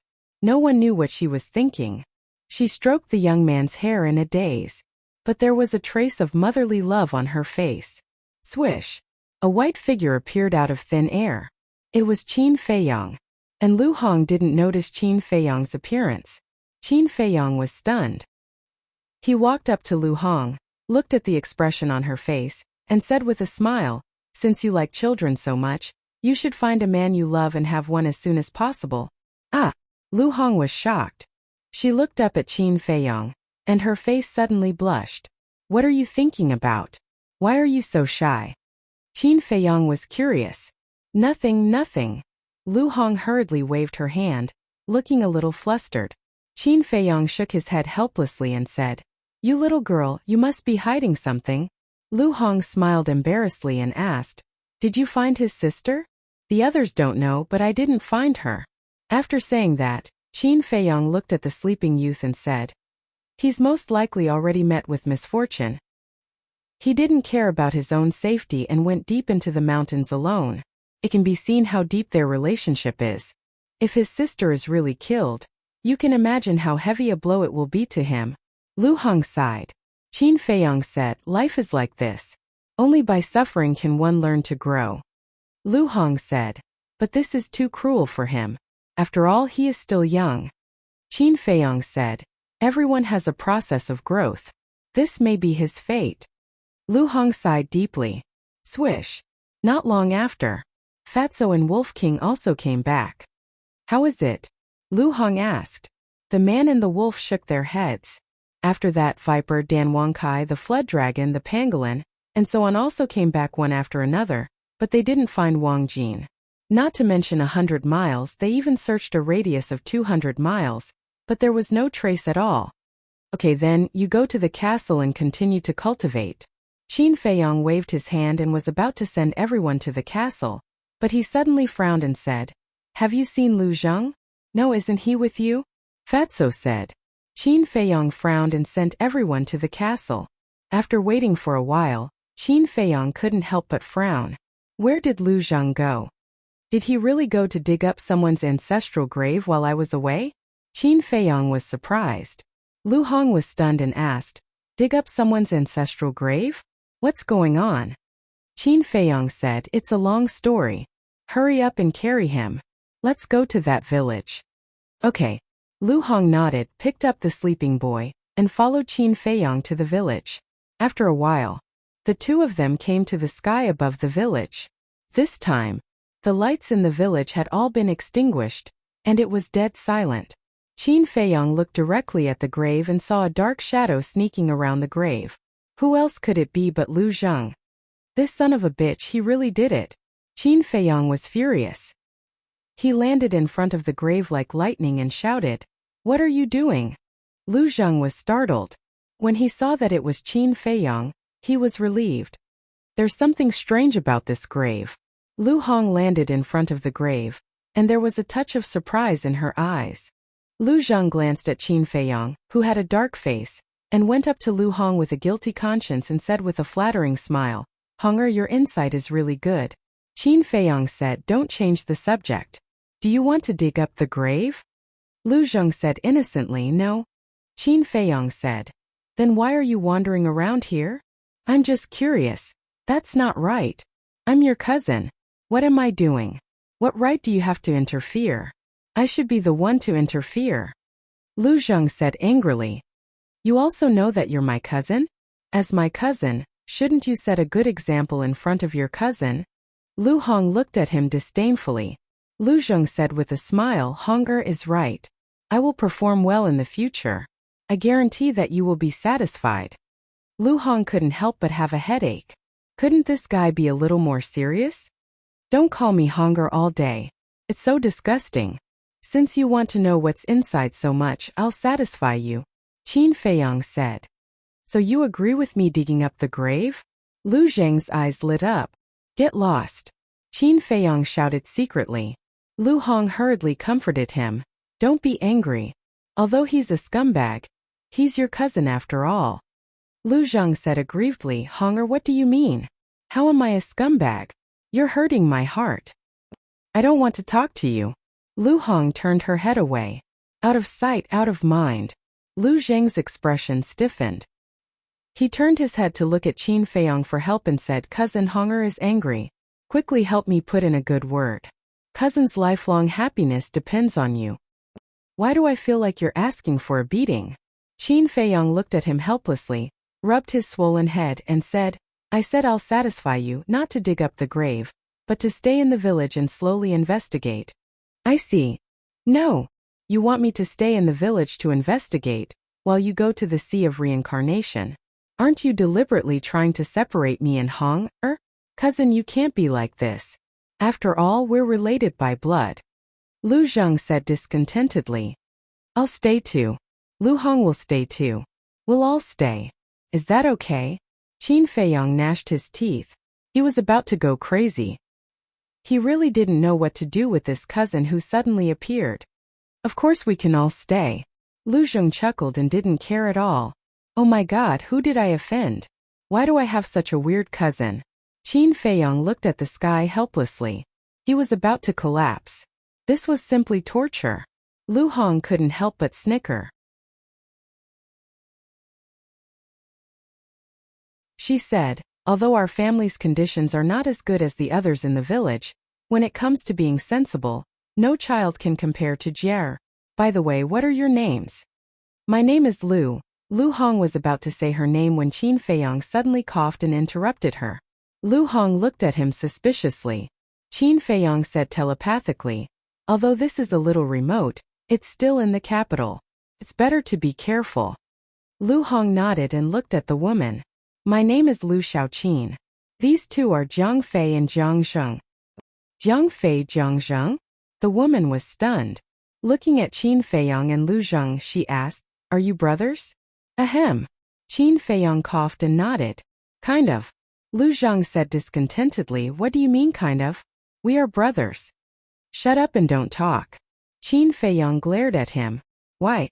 My mouth is on my face. I can say whatever I want. Why do you care? Lu Zheng rolled his eyes at Qin Feiyang. If you talk nonsense again, don't follow me. Qin Feiyang said with a dark face. Don't be mistaken. I'm not following you. I'm following Hong. I only have eyes for her, understand? So don't flatter yourself. Lu Zheng smiled disdainfully. I'm flattering myself? Qin Feiyang pointed at his nose and looked at Lu Zheng angrily. Nonsense. If you're not flattering yourself, am I? Also, the eldest brother is the father, and the eldest sister-in-law is the mother. Although I'm not the boss at home, I'm still your brother. Show me some respect. In addition, be more polite to your sister-in-law Hong, in the future. Lu Zheng said. Sister-in-law Hong? Lu Hong froze. Immediately after, her face was filled with anger. This bastard, the more he spoke, the more ridiculous he became. Qin Feiyang was also gnashing his teeth. Why are you gnashing your teeth? Let me tell you, don't think about bullying your brother. Be careful of being struck by lightning. Lu Zheng snorted coldly. I'll endure it. Qin Feiyang took a deep breath and tried to control his mind that was about to explode. The woman looked at Qin Feiyang and Lu Zheng and said with a smile, You two brothers are really interesting. Really? Lu Zheng asked. There's a popular saying in our village. Fighting is love and scolding is love. The more you do this, the more it shows that you care about each other. Jer and Jeaner used to be the same. When they were together, they often bickered. When they were not together, they often missed each other. The woman sighed, looking a little disappointed. Really? Lu Zheng was stunned. He glanced at Qin Feiyang and said playfully, I didn't know that you cared about me so much. Qin Feiyong's mood was simply about to go crazy. Stop it, okay? Lu Hong glared at Lu Zheng angrily. Didn't he see that the woman was about to cry? Lu Zheng smiled embarrassedly and shut his mouth. Lu Hong turned to look at the woman and said with a smile, "Heaven helps the worthy." Lu Hong said, "Jie said that any child who is chosen by Immortal Crane will be taken away immediately, and the people in the village are eager to be taken away by him, because once they are chosen by Immortal Crane, they have the qualifications to become immortals." Nonsense. I can't stand this kind of swindler who pretends to be mysterious. I must find out about this so-called immortal sect and expose their true colors. Lu Zheng snorted coldly. Immortals were just legends. They did not exist at all. This Immortal Crane was clearly bewitching the villagers here. Qin Feiyong glanced at him, then raised his head again and looked at the portrait of Immortal Crane. This village was isolated from the world, and the people in the village still maintained primitive thinking. It was reasonable to believe that there were immortals in this world. Just like when he was a child, he also believed that there were immortals in this world. But when he went out and began to understand this world a little bit, he realized that these so-called immortals were just some people who were more powerful than ordinary people. Immortals did not exist in this world at all. This time, the woman came out holding a pot of tea, and said with a smile, "3 benefactors, the house is a little simple and crude. Please don't mind and sit down." "It's okay." Lu Hong waved her hand and said with a smile. The woman put the teapot on the table, turned to look at the portrait of Immortal Crane, and said, "I heard you were talking about Immortal Crane just now?" Lu Hong nodded. The woman's face became serious and she said, "You can talk about it at home. Don't talk nonsense outside." "Why?" Lu Hong was puzzled. The woman said, "Because the people in the village all respect Immortal Crane very much. If they hear you talking about him, they will make trouble for you." Her words were full of respect for Immortal Crane. Qin Feiyong and the other 2 looked at each other. It seemed that the people in this village had been completely educated by Immortal Crane. They believed that there were immortals in this world. Lu Hong asked, "Do you know about this Immortal Crane?" The woman said in awe, "He is an immortal, and I am just an ordinary woman. What qualifications do I have to know about him?" Lu Hong said, "In these years, besides this Immortal Crane, are there any other immortals who came to this village?" The woman shook her head and said, "Let's not talk about it. You probably haven't had dinner yet. I will prepare some food. You can talk." "Thank you," Lu Hong said with a smile. "It's my pleasure." She asked suspiciously, "Auntie, is there something on my face?" "No." The woman shook her head and said with a smile, "You really look like my daughter." Lu Hong was stunned. It turned out that she was thinking of her daughter. She comforted her, "Auntie, don't worry. We'll help you look for her tomorrow." "How can I do that?" the woman hurriedly said. Lu Hong smiled and said, "It's okay. We're all idle people. As long as Auntie doesn't mind us disturbing you, it's fine." I don't mind. The woman waved her hand repeatedly. Then she looked at Qin Feiyong and said, "Young man, this is a good girl. You have to cherish her." Qin Feiyong was stunned. Lu Hong's cheeks immediately turned red. The woman chuckled. She grabbed the chopsticks, picked up a few pieces of vegetables, and put them in Lu Hong's bowl. Then she said, "Eat more." "Thank you." Lu Hong lowered her head, not daring to look at Qin Feiyong. Ahem. Qin Feiyong coughed. The atmosphere was a little awkward. He put down the bowl and chopsticks, looked at the woman and said, "Auntie, has anyone in your village ever entered the mysterious gate of immortality?" "Yes."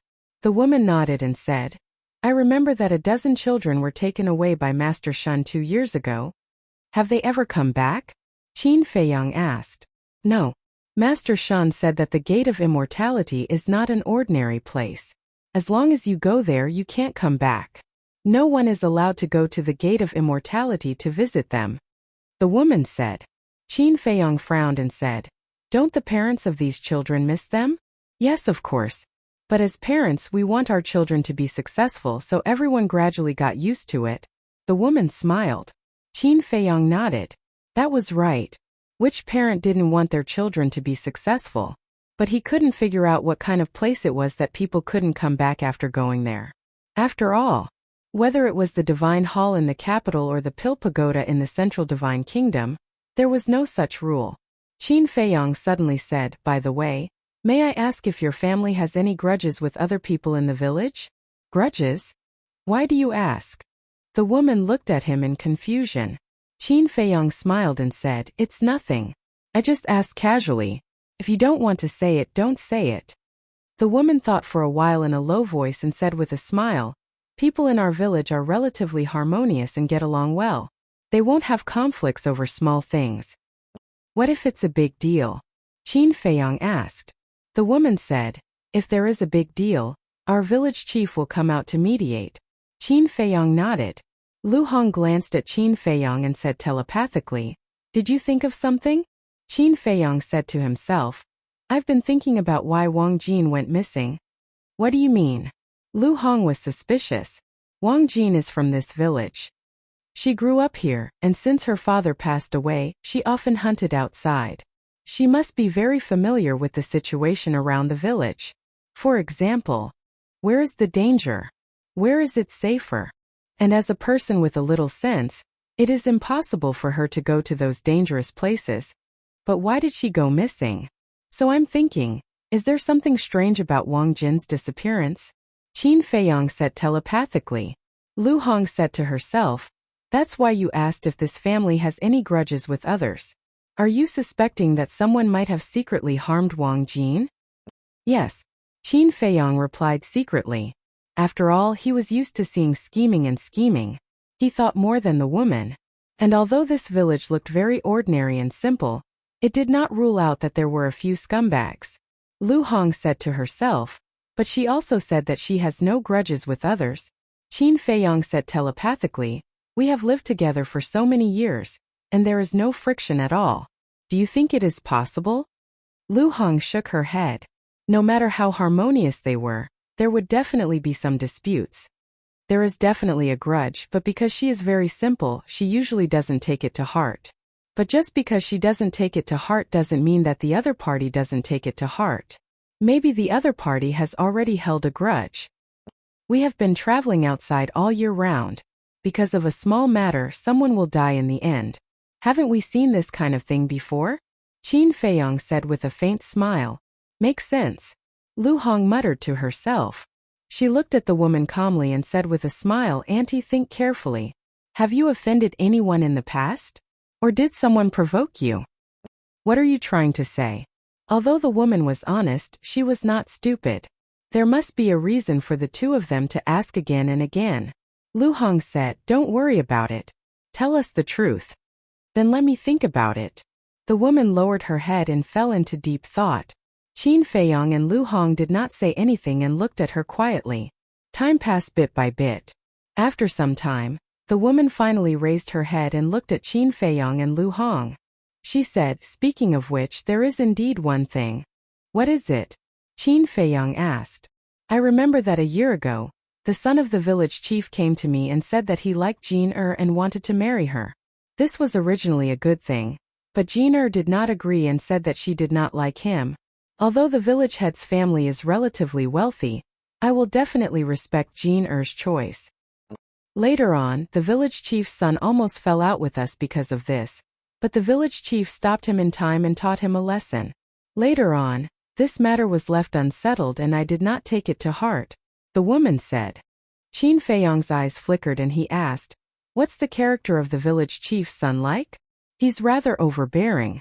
But he usually treats the villagers well and often helps everyone. After all, he's young. It's normal for him to be a little arrogant." The woman smiled. Qin Feiyong nodded thoughtfully. Lu Hong snickered. "Seems like you're worrying too much." "Is that so?" Qin Feiyong smiled faintly and did not say anything. Lu Hong asked suspiciously, "You're not suspecting the village chief's son, are you?" "Why not? We can't ignore all possibilities," Qin Feiyong thought. Lu Hong said, "Then what do you plan to do?" Qin Feiyong smiled. "Let's go take a look tomorrow and meet the village chief's son." Lu Hong looked at Qin Feiyong helplessly and said, "Up to you." "Sister," suddenly, a cry of helplessness rang out from the inner room. "Jer." The woman immediately put down the bowl and chopsticks and ran into the inner room. Qin Feiyong and Lu Hong also got up and walked in. The boy had already woken up and was sitting on the bed. His young face was full of fear and his forehead was full of sweat. "Jer, did you have a nightmare again?" The woman sat by the bed, stroking the boy's back and asked. "I dreamed of my sister. She was eaten by a ferocious beast. Mother, I'm so scared." The boy threw himself into the woman's arms and cried bitterly. His bright eyes were full of helplessness. "No, your sister will be fine. Trust me." The woman patted the boy's back and comforted him, but her eyes were also blurred by tears. Sigh. Lu Hong could not help but sigh. Why did God have to be so cruel to this family? They were already very unfortunate. Couldn't God take care of them? When the boy saw Qin Feiyong and Lu Hong, he was slightly stunned. Then he seemed to remember something. He quickly broke free from the woman's arms and got up from the bed. Then he jumped in front of Qin Feiyong and Lu Hong. He grabbed their hands tightly as if he was grasping at a life-saving straw and asked, "Sister Angel, Brother Immortal, have you found my sister?" Lu Hong shook her head. "How could this be? Is my sister really dead? I don't believe it, I don't believe it."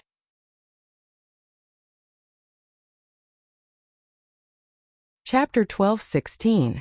The woman lowered her head and looked at the young man. Tears fell from the corners of her eyes. Sigh. Qin Feiyong sighed. He turned around silently and walked away. Standing in the courtyard, he looked up at the night sky. A cold light flashed in his eyes. No one could understand the pain of losing a loved one better than him.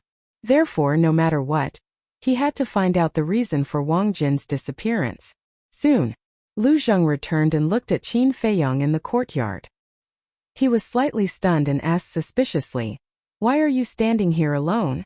Qin Feiyong smiled faintly and said, "Nothing. I just felt something and felt a little irritated." "Because of Wang Jin?" Lu Zheng asked. Qin Feiyong nodded and looked away. He asked, "Why did you go out just now?" Lu Zheng said, "Actually, I've been wondering if there's something strange about Wang Jin's disappearance." Qin Feiyong was stunned and asked curiously, "Why do you say that? Wang Jin was born and raised here. She should be very familiar with the nearby mountains. But why did she go missing? So I suspect that her disappearance might not be that simple. I went out just now to see if there was anything suspicious in this village." Lu Zheng frowned. Qin Feiyong smiled and said, "You're indeed my cousin. You're exactly what I thought." "You think so too?" Lu Zheng was stunned. "Yes. I was just talking to Lu Hong about this. And I heard that the village chief's son once coveted Wang Jin's beauty." Qin Feiyong said, "This might be a clue." Lu Zheng's eyes lit up. Qin Feiyong nodded and smiled faintly. "Let's wait until tomorrow. We'll go and meet him. By the way, can you answer a question for me?" "What is it?" Lu Zheng looked at him suspiciously. Qin Feiyong said, "Where exactly is the Lu family? Beg me." Lu Zheng looked at him mockingly. "It's up to you to say it or not." Qin Feiyong snorted coldly. Lu Zheng raised an eyebrow and said unhappily, "You're asking someone for advice, and you still have this attitude? Are you going to tell me or not?" Qin Feiyong frowned. "I won't." Lu Zheng turned his head to look elsewhere, his face full of displeasure. "Forget it if you don't want to tell me." Qin Feiyong glanced at him indifferently, then rose into the air and disappeared into the night sky like a bolt of lightning. "This brat has no respect for his elders. Looks like I'll have to teach him a lesson in the future." Lu Zheng mumbled to himself before turning around and entering the house. The next day early morning, on the peak of a mountain near the village, Qin Feiyong opened his eyes. He stood up and stretched his body. This person looked refreshed. That night, he didn't cultivate. He just slept. In addition, there were no ferocious beasts here to disturb him, so he slept very soundly and comfortably. It's dawn. Time to go back. Looking at the sun in the sky, Qin Feiyong smiled faintly. He restrained his aura, jumped down the mountain and walked toward the village. When he was about to reach the village, he suddenly stopped and looked at a forest not far away. He saw a young man in white entering the forest alone. The young man was about 20 years old. He was thin and had delicate features, looking like an elegant gentleman. Hunting so early in the morning. The people in this village are really hard-working. Qin Feiyong shook his head and smiled. The young man didn't have any cultivation, but there was a scabbard made of animal skin hanging from his waist, with a dagger in it. Qin Feiyong glanced at the young man. He didn't pay much attention to him and continued to walk toward the village. Are you Jiang Fei? As soon as he reached the entrance of the village, several villagers who were about to go out came up to him and asked with a smile. I am.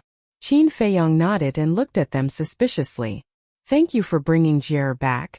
You don't know Jie's mother was worried sick when he went out for 2 days. Little brother, if you're not busy, stay in the village for a few more days. The villagers smiled and said. They were simple and kind, giving people a natural sense of closeness. Okay. Qin Feiyong nodded. Okay, we're going out to hunt. If we can hunt good prey, come to my house for a drink tonight. A rough-looking man said with a grin. Wang Dabiao, what do you mean? If we can't hunt, we won't treat this little brother to a drink? A bald man next to him said with dissatisfaction. That's not what I mean. Wang Dabiao hurriedly waved his hand, looking simple and honest. Think so.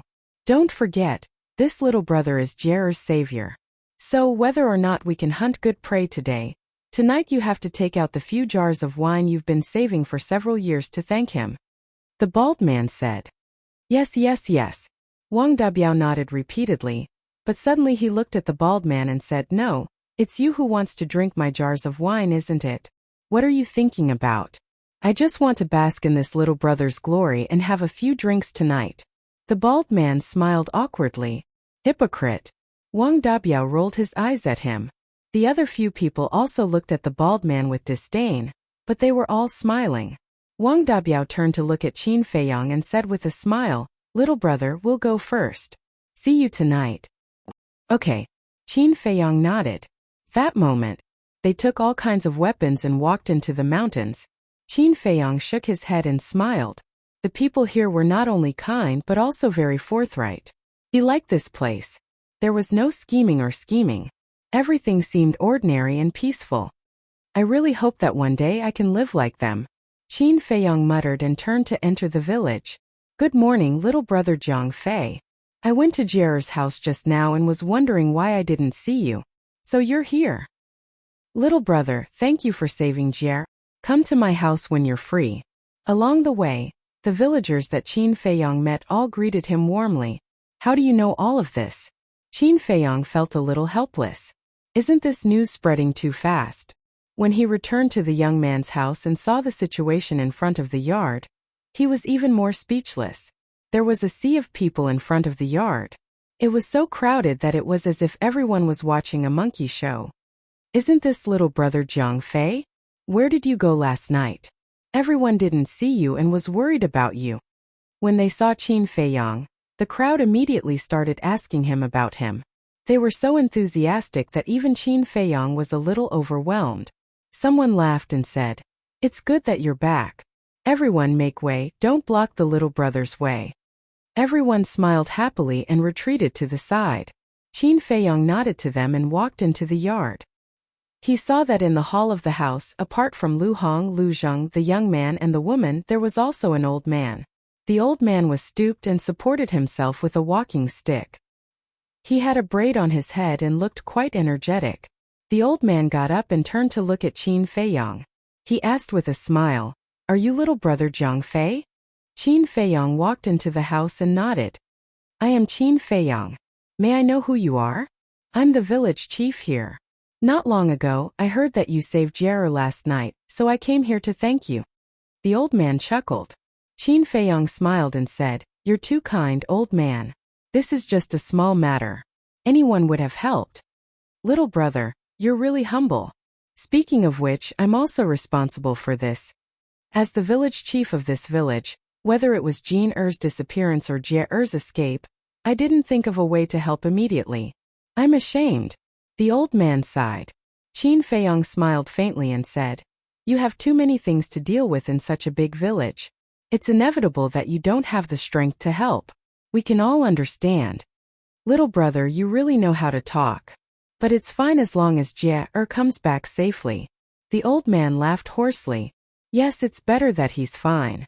Qin Feiyong smiled and asked calmly, Old man, is your son here? The old man glanced at the crowd and said suspiciously, He was here not long ago. Why did he suddenly disappear? This little rascal has no manners at all. I'll teach him a lesson when I get back. Qin Feiyong smiled faintly. The old man looked at the people outside the door and waved his hand. Little brother Zhang Fei, everyone saw him. Hurry up and leave. Since the village chief had spoken, the people in the yard naturally couldn't stay any longer. They left in groups of 2s and 3s. The old man retracted his gaze and turned to point at the table. He smiled and said, Little brother, please take a seat. Qin Feiyong nodded with a smile and sat at the table. Lu Hong and Lu Zheng also sat next to him. Lu Zheng said secretly, Little cousin, where have you been fooling around all night? Who do you think I am? Qin Feiyong rolled his eyes at him and said through voice transmission, I just felt a little tired, so I found a quiet place to sleep. Is that so? Why don't I believe you? Lu Zheng looked at him suspiciously. Believe it or not, Qin Feiyong didn't bother to pay attention to him. This time, the old man sat opposite Qin Feiyong and said with a smile, The three of you, although you are Jie-er's benefactors, for the safety of the village, I have to ask you some questions. Please ask, old man. Qin Feiyong said. The old man said, May I know where the three of you are from? Lu Zheng said through voice transmission. This old man is suspecting that we have ulterior motives. Qin Feiyong said secretly. He's right to suspect. You stayed in the village with a purpose. Aren't you? Lu Zheng secretly despised him. Qin Feiyong sighed helplessly and looked at the old man with a smile. We're from a place very far away. I don't think you'll know even if I tell you. Where is it? The old man asked. Imperial City. Qin Feiyong said. Imperial City? The old man was slightly stunned and asked suspiciously. Where is that? You really don't know? This time it was Qin Feiyong who was stunned. Imperial City was the capital of the Great Qin Empire. If they didn't even know this, weren't the people in this village too closed-minded? Qin Feiyong thought for a moment and said with a smile, I can't explain it clearly in a short time. Anyway, it's very far away. The old man said. Then what are you doing here? Qin Feiyong said with a faint smile. The three of us are all wandering clouds and wild cranes. We like to travel and play. The old man said. Are the three of you also immortals? Qin Feiyong glanced at the young man.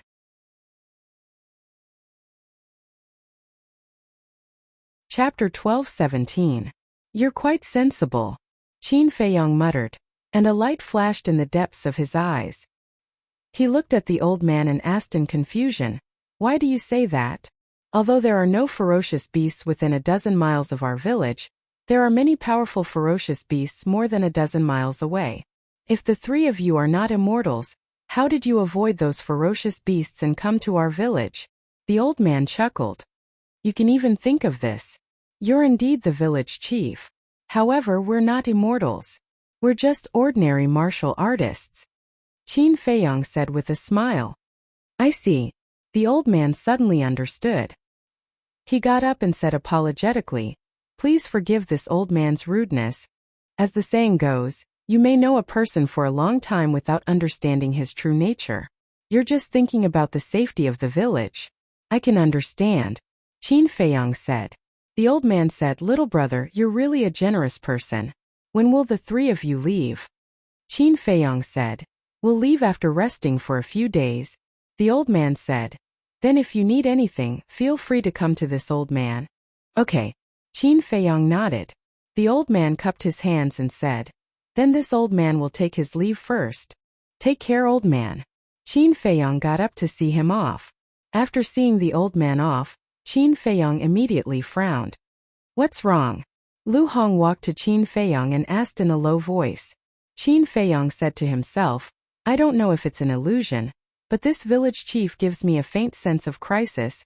No way, he's just an ordinary person. How can he pose a threat to you? Lu Hong was surprised. No. Little cousin is right. This village chief is extraordinary. Lu Zheng walked to the two at this time and transmitted his voice to them. Lu Hong's expression froze. Qin Feiyong looked at Lu Zheng and asked inwardly, What did you discover? Lu Zheng said, before you came back, I had been observing him. I noticed that his eyes were sometimes different from usual. How is it different? Qin Feiyang asked secretly. Lu Zheng said telepathically. His eyes are occasionally as sharp as a blade. This is not a look that an ordinary person should have. You mean he is a cultivator? Qin Feiyang exclaimed. Yes. Lu Zheng nodded. Interesting. The corners of Qin Feiyang's mouth lifted. Just as Lu Zheng had said, this village was becoming more and more interesting. At this moment, the woman looked at Qin Feiyang and the other two and said with a smile, 3 benefactors don't just stand there. Take a seat. I'll prepare some breakfast for you. Thank you, Auntie. Lu Hong turned to the woman and smiled. Like I said, don't be so polite. Just treat this as your own home. The woman chuckled and then went into the kitchen. The young man looked at the woman and ran to the 3 of them. But we didn't think that there was something strange about Wang Jin's disappearance. We only thought that she might have been attacked by a beast, or trapped somewhere because of some special situation. So Fatso and the others definitely wouldn't have searched so carefully. Qin Feiyang said. Then this is indeed a problem. Because we don't know which direction this Wang Yu went. And outside the plain are mountains and there is no sign of human habitation. To find a person is like looking for a needle in a haystack. Lu Zheng frowned. It's all my fault for being too careless. I should have followed him. Qin Feiyang was very upset. Do you really think you're a god who can predict the future? You didn't even know who he was at that time. Why did you follow him? Lu Zheng rolled his eyes. After a while he said, we can't keep looking like this. Let's just wait. Hasn't he been coming out often recently? Then we'll wait outside the village. That's the only way. Qin Feiyang nodded. The 2 of them looked around the forest again, then returned to the place where they first entered the forest. They stood on the branch of a big tree, using the dense leaves to hide their figures, and waited quietly. Time passed little by little. Noon. Smoke rose from the chimneys of every house in the village, hovering above the village like giant dragons. The people who went out hunting also returned one after another. Some people returned with a full load, and of course some returned empty-handed. Whoosh! Suddenly, a whistling sound came from the forest and reached Qin Feiyang and Lu Zheng's ears. The 2 of them looked at each other, their eyes shining. A whistling sound meant that someone was flying over. They hurriedly looked in the direction of the sound and saw a young man in white flying over from the forest in front of them. And he was not slow. He really has a cultivation base. Their eyes trembled slightly.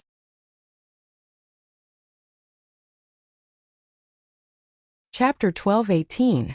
Moreover, the cultivation level that Wang Yu was currently displaying was not low. He was actually a 1-star war saint. Incredible! There's actually a war saint hidden in a village of ordinary people. Lu Zheng muttered secretly. Yeah. Qin Feiyang nodded. Even Wang Yu was so strong. Then how strong was Wang Yu's father, the village chief? It was really unimaginable. Who exactly were these father and son? Was it related to the immortal crane who had bewitched the villagers? Should we make a move now?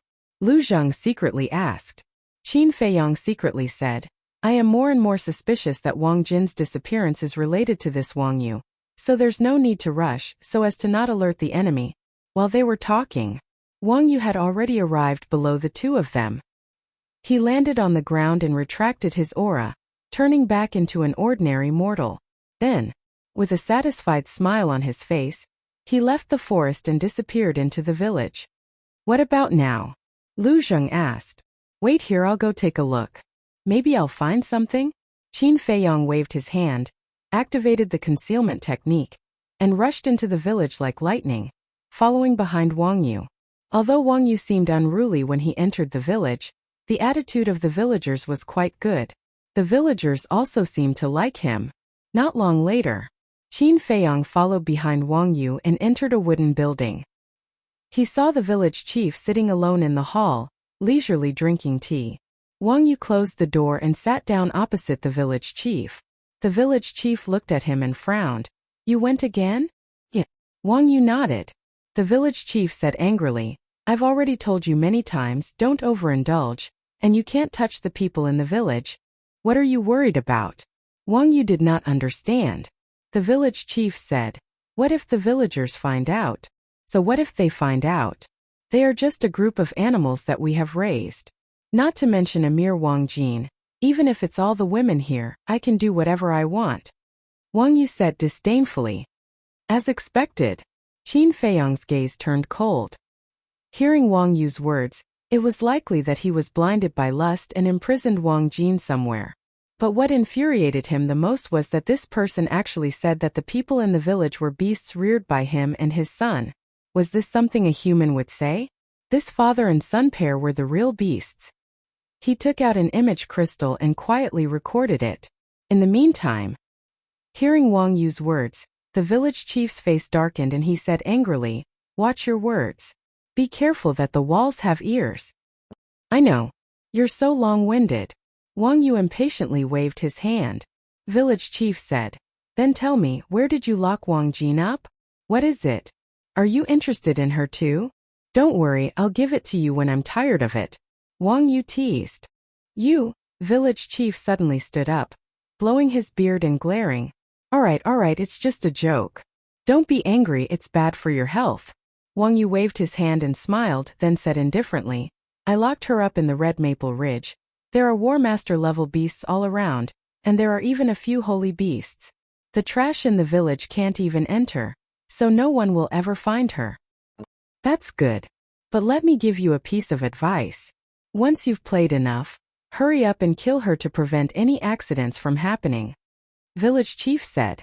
Wang Yu laughed. "After playing for half a month, I'm indeed getting tired of it. I'll go play again tomorrow and kill her." Village Chief nodded and asked, "Also, what do you think of Zhang Fei and the other two?"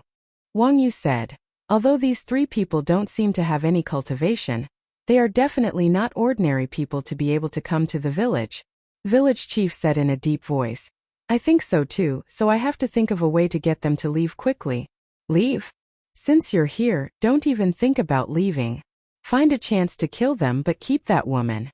I'm very interested in her." Wang Yu chuckled. His eyes filled with a lustful light. Sooner or later, you will be destroyed in the hands of a woman." The village chief looked at him as if he expected better from him. "You're thinking too much. Here we are the heavens. Whatever we say goes. Who dares to go against us?" Wang Yu laughed arrogantly. "That's true." Village chief nodded and smiled. He stood up and said, "All right, you go and cultivate. I'll go outside and take a look. I'll also pay attention to the actions of those three people." Finished. Village chief turned around and opened the door, chuckling as he walked out. "Hello, village chief." The villagers all greeted him warmly. "Hello, everyone." Village chief nodded his head one by one. Suddenly, he looked at a burly man not far away and extended his hand. "Old bull, come over for a moment." "Village chief, what's the matter?" The burly man ran in front of village chief and asked. Village chief smiled. "Has your family hunted any prey recently? If not, tell me, I'll send some over." "Thank you for your trouble, village chief. Recently my luck has been good and I haven't been able to get any prey." The burly man rubbed his head and smiled, looking charmingly naive. Village chief said, "All right then, go and do your work. If you need anything in the future, feel free to find me." "Okay." The burly man nodded and smiled. Then he turned around and ran away. Qin Feiyang stood at the side and watched this scene. He couldn't help but feel sad for these villagers. In their eyes, village chief was a kind-hearted person. He helped everyone and took care of everyone. They respected him very much. But the truth was that he was simply a sanctimonious and shameless villain. Sigh. Such a simple village, such a group of kind-hearted people. But they were manipulated by two refined scum. Where is the justice? Qin Feiyang sighed secretly. He put away the image crystal and turned around to leave. His heart was extremely heavy. What two beasts? No, they're even worse than beasts. They're simply two bastards. In the forest, Lu Zheng was furious on the spot when he heard about this. "Calm down," Qin Feiyang said. "They deceived the villagers here and hurt an innocent woman. How can I calm down? I don't understand. Scum like this, just kill them. Why are you still keeping them alive?" Lu Zheng said angrily. Qin Feiyang said, "This matter is not as simple as you think." "What do you mean?" Lu Zheng raised his eyebrows. Two people who are at least battle saints. Why are they hiding in this village? Just to play with the people here? If it were you, would you do such a boring thing? Qin Feiyang said. No. Lu Zheng shook his head. Isn't that right? I suspect that the father and son should be related to Master Shan and the so-called Immortal Gate. Qin Feiyang said. You want to cast a long line to catch a big fish? Lu Zheng asked. Yes. Qin Feiyang nodded. Then just take them down and force them to talk. Why do you have to go through so much trouble? Lu Zheng looked at him discontentedly. Qin Feiyang said lightly. What if they would rather die than talk? Lu Zheng didn't say anything. Don't worry. They will definitely pay a price for this, and the price won't be small. Qin Feiyang's eyes flashed with killing intent. What about Wang Jin? Lu Zheng asked. We can't let her continue to suffer. Tomorrow we will rescue her first.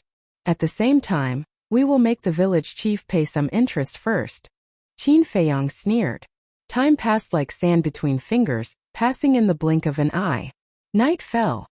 Miss Xiaoqin, where did Zhang Fei and Zhang Zheng go? Why haven't I seen them all day? In the wooden house. The woman looked at Lu Hong and asked. Lu Hong said with a smile, they never tell me what they do, so I don't know. Do you want to prepare their dinner? The woman asked. Lu Hong said, don't worry about them. They have hands and feet. They won't starve to death. Well, I will make some for them when they come back. The woman smiled and went into the kitchen to get busy. Wang Xiaojie stood at the side, looked at the woman's back, and asked in a low voice, Sister Angel, are the two immortal brothers helping to find my sister? That's right. Lu Hong nodded.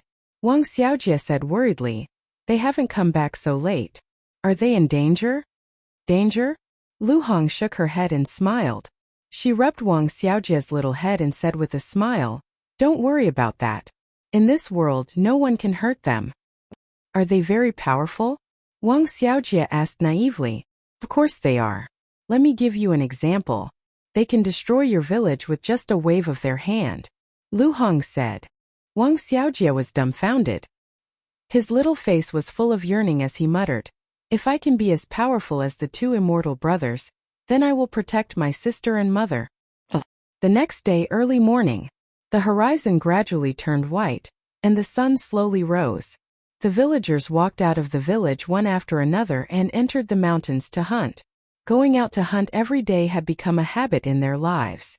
Of course, this was also their only way to survive. Soon, Wang Yu also walked out of the village and entered the forest alone.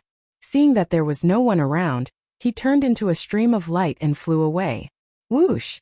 Just as Wang Yu left, Qin Feiyang and Lu Zheng appeared. They had been waiting here for the whole night. Looking at each other, Qin Feiyang activated the concealment technique and chased after Wang Yu with Lu Zheng. Soon, the three of them rushed out of the forest one after another and flew in the southwest direction. Qin Feiyang and Lu Zheng followed beside Wang Yu, but Wang Yu did not notice at all. His face was full of lewd smiles. Obviously, he was fantasizing about some improper things. Laugh, laugh all you want. Lu Zheng sneered again and again. About half an hour passed. The two of them followed Wang Yu deep into the mountain range for hundreds of miles. A majestic mountain ridge finally entered their sight. This was the Red Maple Ridge. The Red Maple Ridge stretched up and down like a huge dragon lying on the ground. It was full of red trees. This tree was called the Red Maple Tree. Every leaf was as beautiful as fire. From afar, the whole mountain ridge was like a sea of fire. The origin of the name Red Maple Ridge was precisely because of these red maple trees.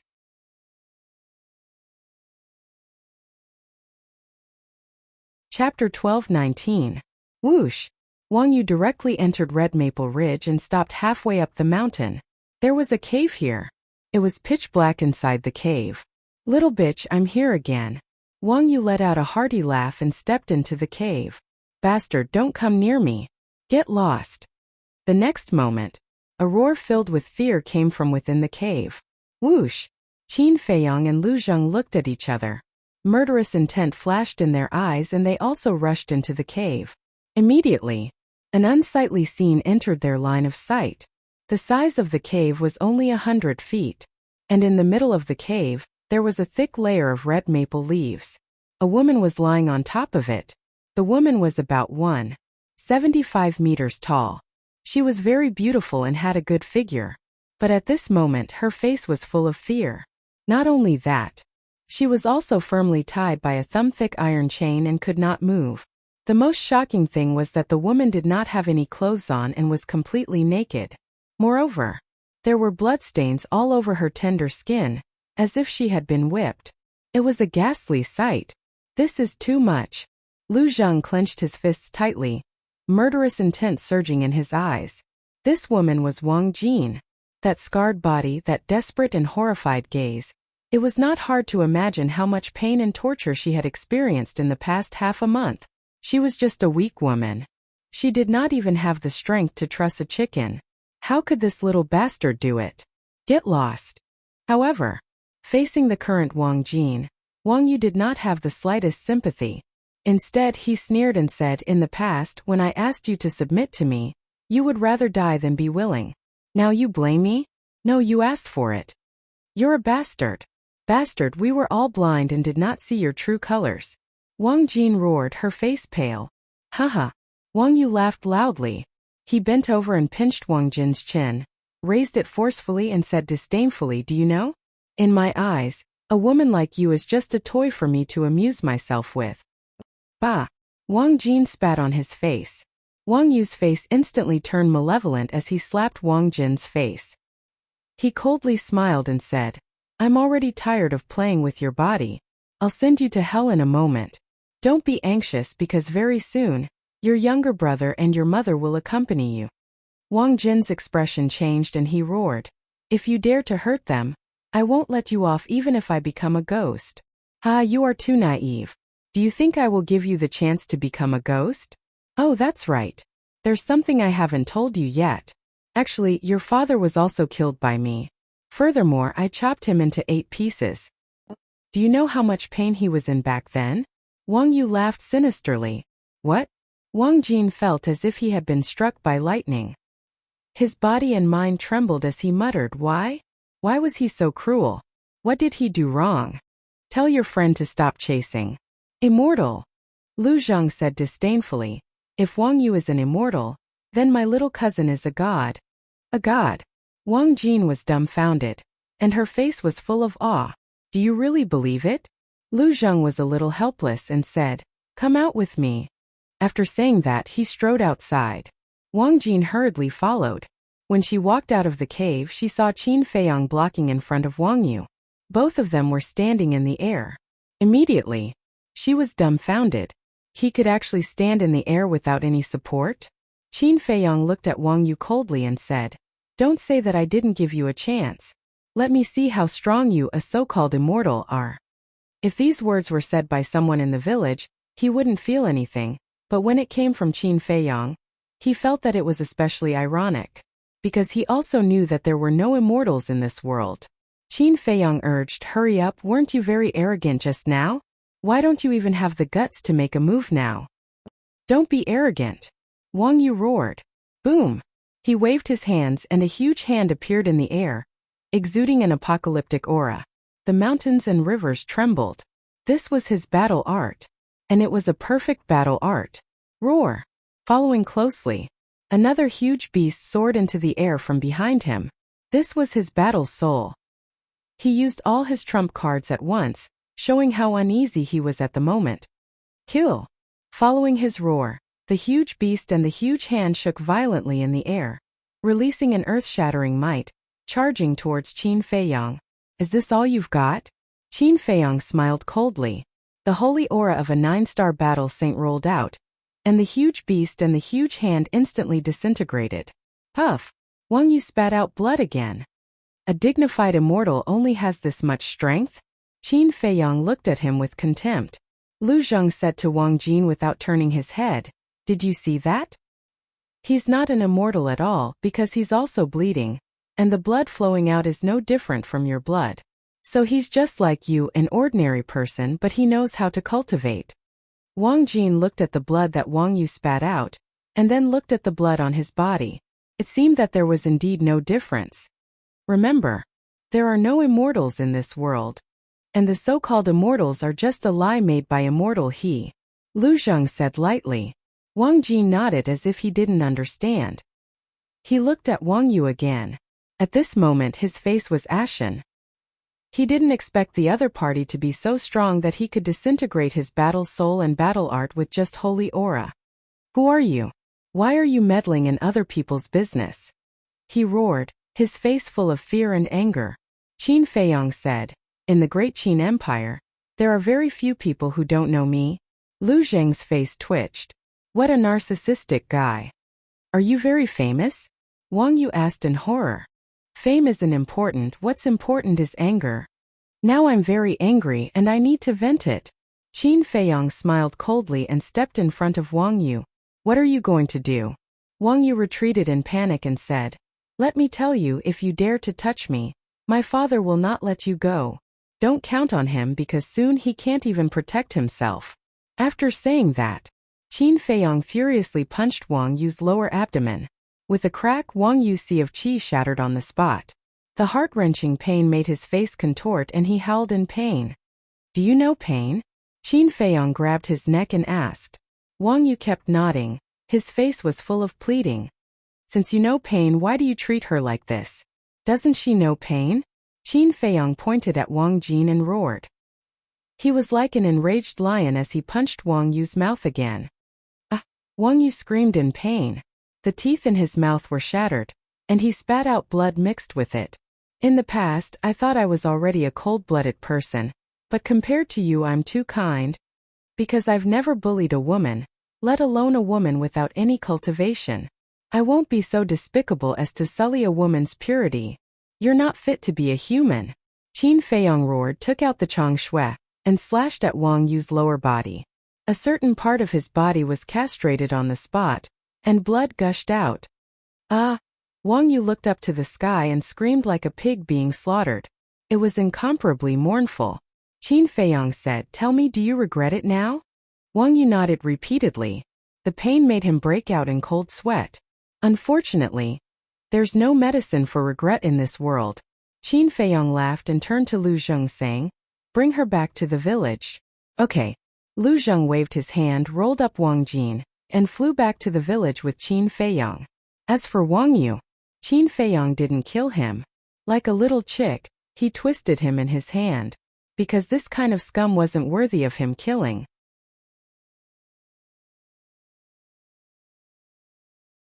Chapter 12:20. In the village, the old people were drinking tea and chatting together. The children were playing on the lawn. It was a peaceful scene. But when Qin Feiyong and Lu Zheng returned, the village immediately fell into chaos. Wang Jin. She's not dead? Everyone come and see. Jiner is back. Hearing the cries, the people rushed to Qin Feiyong and the other three. What's going on? Why does Jiner look so weak? And young Master Wang Yu, why is he also covered in injuries? Little brothers, how did they become like this? What happened? When they saw Wang Jin and Wang Yu's situation, the people asked at once. Lu Zheng was about to speak. Don't say it. Qin Feiyong reached out to stop him. What's wrong? Lu Zheng was suspicious. Qin Feiyong said telepathically, Wang Jin is not married yet. If everyone knows that she has been abused by Wang Yu these days, how can she face others in the future? Lu Zheng was slightly taken aback and snickered inwardly. You're quite thoughtful. Qin Feiyong smiled faintly and said, let's go directly to the village chief's house. Immediately, the two of them led Wang Jin and Wang Yu to the village chief's house. Little brothers, what's going on? Can you tell us? Seeing that Qin Feiyong and Lu Zheng were silent, the people asked anxiously. Qin Feiyong said with a smile, don't worry everyone. I'll go to the village chief first and give you an explanation later. At the same time, facing the familiar faces around, Wang Jin hid behind Lu Zheng and lowered her head, not daring to look up at everyone. Don't be afraid. They won't know about you. Lu Zheng comforted her with a smile. You know what I'm thinking? Wang Jin whispered. Of course. Lu Zheng nodded. Which woman in the world didn't care about her reputation? Wang Jin was worried that the villagers would look down on her in the future, so she felt pressured. At the same time, Jerer's mother, come out quickly. Several villagers ran to Wang Xiaojie's house and shouted, "What happened?"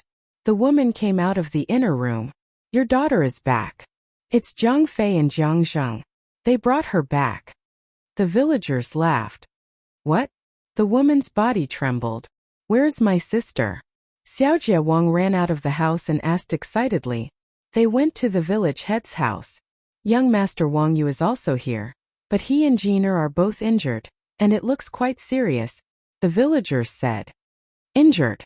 Wang Xiaojie's expression changed and he immediately ran towards the village head's house. "Jare, wait for me." The woman hurriedly chased after him. "Wang Yu is here too. Looks like Wang Jin's disappearance really has something to do with him. Sigh, what a sin." At this time Lu Hong also walked out. Looking at the backs of Wang Xiaojie and the woman, she couldn't help but let out a long sigh. She also slowly followed. The village head's house. The village chief was sitting in front of the tea table in the hall, drinking his morning tea. Bang! Suddenly, the door was kicked open, giving him a fright. The tea spilled out. He thought it was Wang Yu and was about to get angry, because in this village, only Wang Yu dared to be so rude in front of him. But when he looked up, his expression suddenly froze. The teacup in his hand also fell to the ground and shattered into pieces. Qin Feiyang stood at the door, looked coldly at the village chief, and walked in with Wang Yu.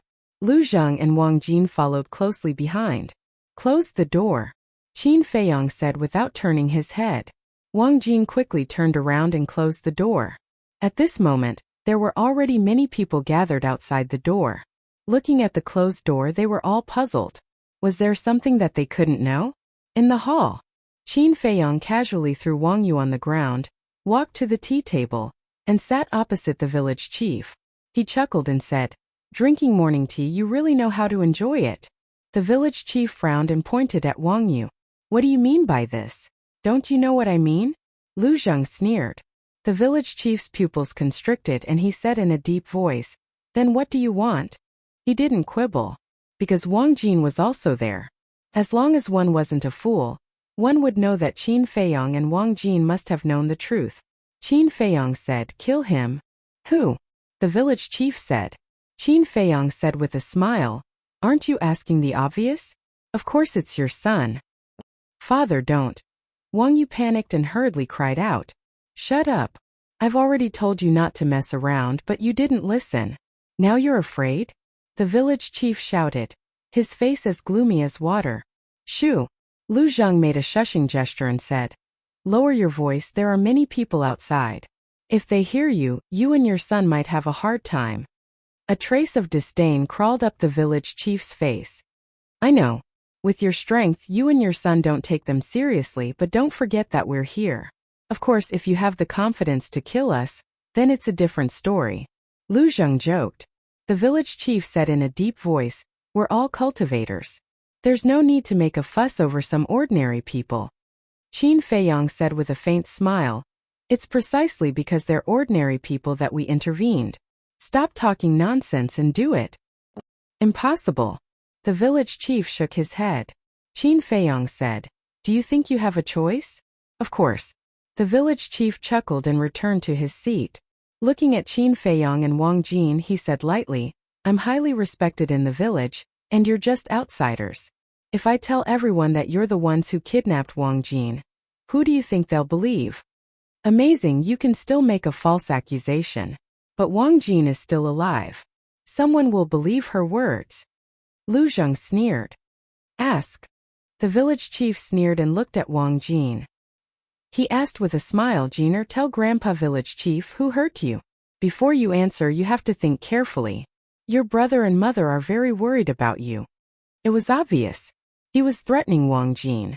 If Wang Jin dared to speak the truth, he would kill her brother and mother. Wang Jin panicked and looked helplessly at Qin Feiyang and Lu Zheng. Lu Zheng stepped forward and stood in front of Wang Jin, blocking the village chief's gaze. He smiled and said, "Then tell me, what good solution do you have? Leave the village immediately. After you leave, we'll naturally let Wang Jin go. And I promise to take good care of her family in the future. It can be considered as making up for the harm you caused her." The village chief smiled. Lu Zheng's gaze turned cold. He shouted, Can this kind of harm be made up for by money and material goods? For these pitiful worms living at the bottom of society, what can't money and material goods replace? The village chief said, his tone full of disdain. Lu Zheng shook his head and said, "You're too arrogant. Do you think that you can play with the dignity and fate of others just because you have some cultivation? The weak are prey to the strong. This has always been the law of survival in this world. As cultivators, you don't need this old man to remind you." The village chief sneered. "Indeed, I don't need you to remind me, but I have to remind you that if you don't kill Wang Yu now, you and your father will die later." Lu Zheng said with a grin, "Who do you think you're talking to?" The village chief's gaze turned cold, and a wisp of emperor's might emerged. War Emperor? Qin Feiyang and Lu Zheng were surprised. Moreover, when the village chief released his emperor's might, Qin Feiyang also felt a bloody aura that he hated. "Although I don't know your cultivation, you don't look old. No matter how strong you are, you can't be that strong. So, two young people, be sensible. Life is precious. Don't seek your own death." The village chief withdrew his emperor's might and looked at the two indifferently. Wang Yu was no longer afraid. He stood up and stood behind the village chief, looking at Qin Feiyang and the other two mockingly. Lu Zheng transmitted his voice. "Have you determined his cultivation?" "One-star War Emperor," Qin Feiyang thought. However, he was extremely confused. What was that bloody aura that he hated? Lu Zheng's pupils shrank. Not simple. There was actually a one-star War Emperor hiding in a village. But why were the father and son hiding in this village? The village chief looked at the two arrogantly and said, "This old man's patience is limited. Get lost now." "You're going too far?" Qin Feiyang's gaze turned cold. Viper and Dan Wangkai immediately appeared. The father and son were shocked. There were companions?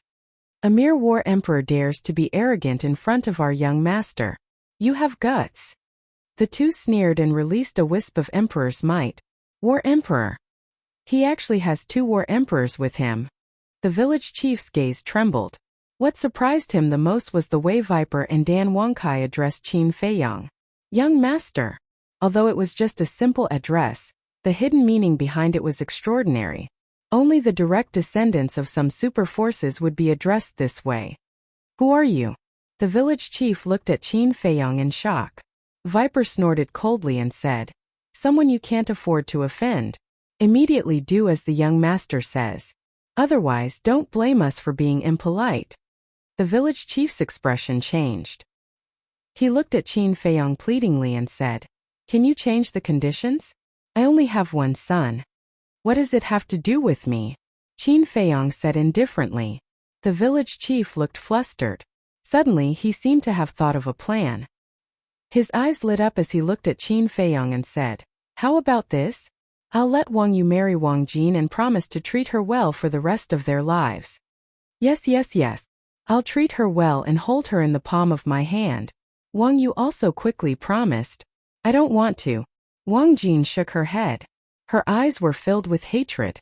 Wang Yu said angrily, "Wang Jin, don't be stubborn. No one will be willing to marry you in your current state except for me." Lu Zheng said indifferently, "I'm willing to marry her." "You?" Wang Yu glared at Lu Zheng angrily. Qin Feiyang, Viper and Dan Wangkai also looked at Lu Zheng in surprise. Wang Jin's face was also full of shock. Lu Zheng coughed dryly and said to Qin Feiyang and the other two telepathically, "Don't misunderstand. I'm just saying this to comfort her so that she won't be sad." Qin Feiyang glanced at Wang Jin and said to himself, "Of course I won't misunderstand, but I'm afraid that she'll take it seriously." "She won't, right?" Lu Zheng glanced at Wang Jin from the corner of his eyes, feeling a little guilty.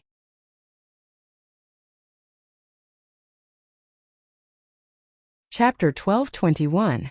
The village chief clenched his fists. This was a blatant slap to his face.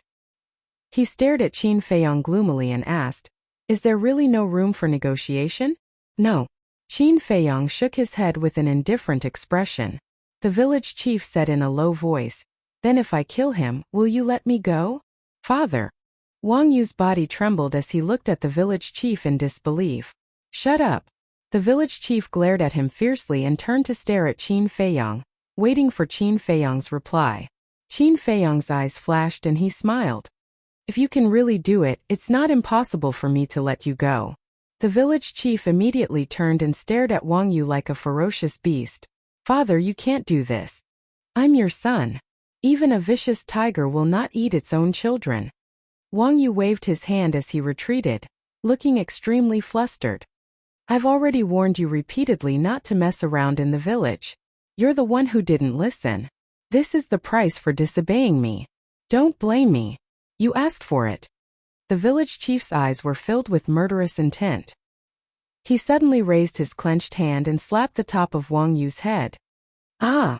Accompanied by a shrill scream, Wang Yu's head exploded like a watermelon. That bloody scene scared Wang Jin so much that he directly jumped into Lu Zheng's arms, trembling. Qin Feiyong immediately looked at Wang Jin, and a strange light flashed in his eyes. Why is there a scream coming from outside? What happened inside? When the people outside heard Wang Yu's scream, the surprise on their faces became even stronger. I want to find my sister. Open the door and let me in. At the door, Wang Xiaojie knocked on the door with all his might. The woman standing at the side was also anxious. Lu Hong couldn't stand it anymore. She grabbed Wang Xiaojie's wrist and frowned. Stop fooling around. When the matter is settled, your sister will naturally come out. Wang Xiaojie said, but inside. Lu Hong said, with your two brothers, no one can hurt your sister. Don't worry. Hearing this, Wang Xiaojie quieted down. Inside the hall, with a thud, Wang Yu's body fell to the ground. The village chief closed his eyes in pain, then turned to Qin Feiyong, gritted his teeth and asked, Are you satisfied now? Qin Feiyong said indifferently, You should be asking Wang Jin man if he's satisfied, not me. Village chief looked at Wang Jin and said, I've already killed this bastard. Can you forgive me? Wang Jin glanced at Wang Yu and saw the blood on the ground. Her face turned pale and she hid in Lu Zheng's arms again. Qin Feiyong said, It seems that she can't forgive you. The village chief's expression changed and he said angrily, But you promised me just now that as long as I kill him, you will let me go. Dan Wangkai sneered, You're getting old. Is there something wrong with your ears? My young master only said that it's not impossible to let you go. But he didn't say that he must let you go. The village chief's face turned pale. Qin Feiyong looked at Lu Zheng and said, I have something to ask him. Take her out first. Okay. Lu Zheng nodded, turned around and helped Wang Jin to the door.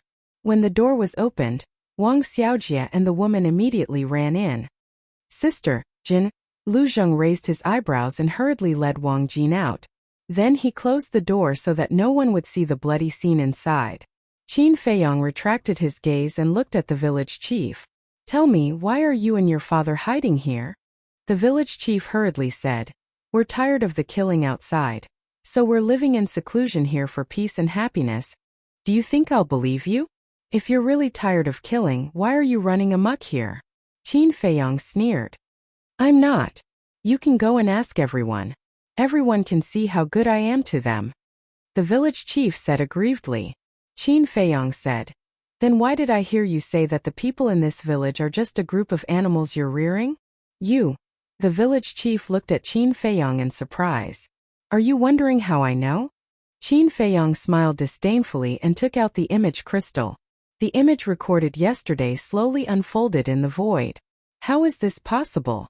Looking at the image, the village chief's old face was full of disbelief. Qin Feiyong said indifferently, Just now, who do you think the villagers will believe? Actually, I'm not worried at all because I have this evidence in my hands. I just don't want to make things difficult for Wang Jin in the future, so I haven't taken it out. The village chief collapsed on the ground weakly like a dead dog. It turned out that the other party already had irrefutable evidence. He had been so arrogant before. How ridiculous! Qin Feiyong put away the image crystal and said, If you want to live, you have to tell the truth. The village chief said, Don't talk nonsense. A person like you definitely won't live in seclusion here because you're tired of the killing outside.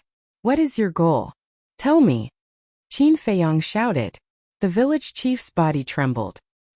He raised his head and looked at Qin Feiyong. A bone-piercing killing intent appeared in his eyes. Naive.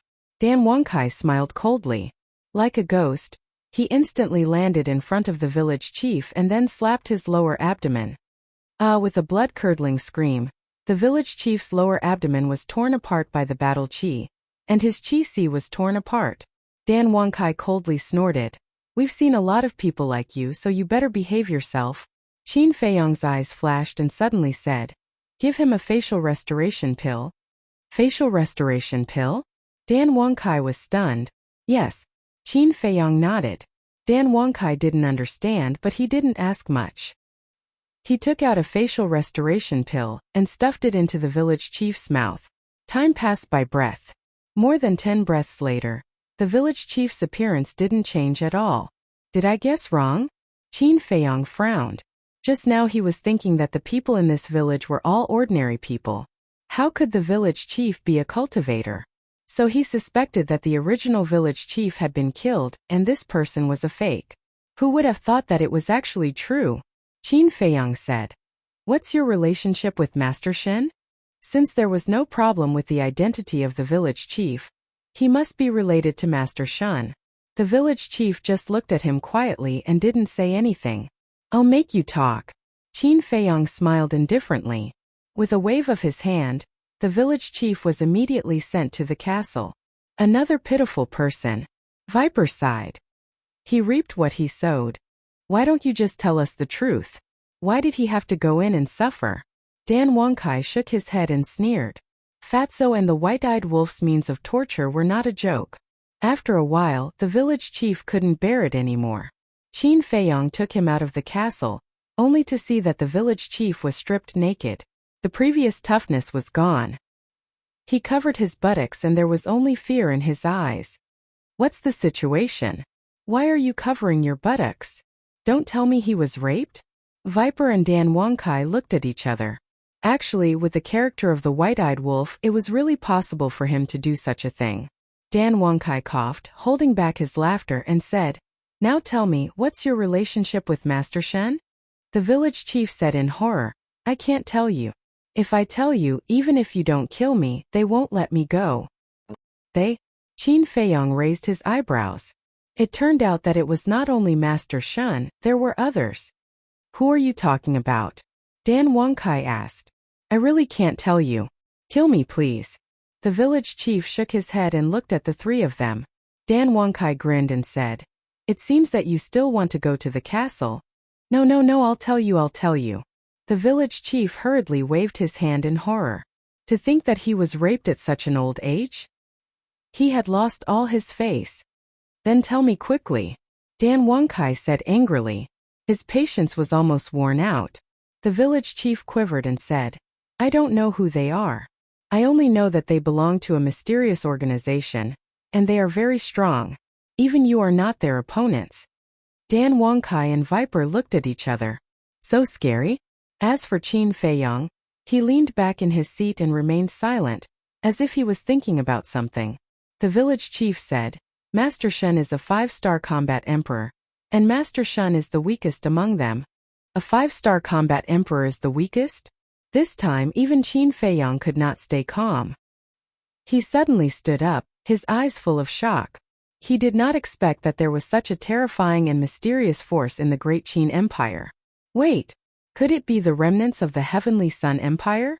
The more he thought about it, the more Qin Feiyong felt that it was possible. Because other than the Great Qin Empire, only the former Heavenly Sun Empire could cultivate so many experts. Continue asking. After a while, Qin Feiyong said to Dan Wangkai and returned to the chair, lost in thought. Dan Wangkai looked at the village chief and said, "How did you know them?" "I don't know. Because before me, the people in our village already knew them," the village chief said. Dan Wangkai was slightly stunned and frowned. "Everyone in the village knows?" The village chief waved his hand and said, No, I didn't make it clear. All the village chiefs know, the other villagers don't know." "You mean all the village chiefs of this village are related to that mysterious organization?" Dan Wangkai said. "Yes. We take orders from them, and they give us elixirs and battle arts to help us cultivate." The village chief nodded. Dan Wangkai said, "What do they want you to do?"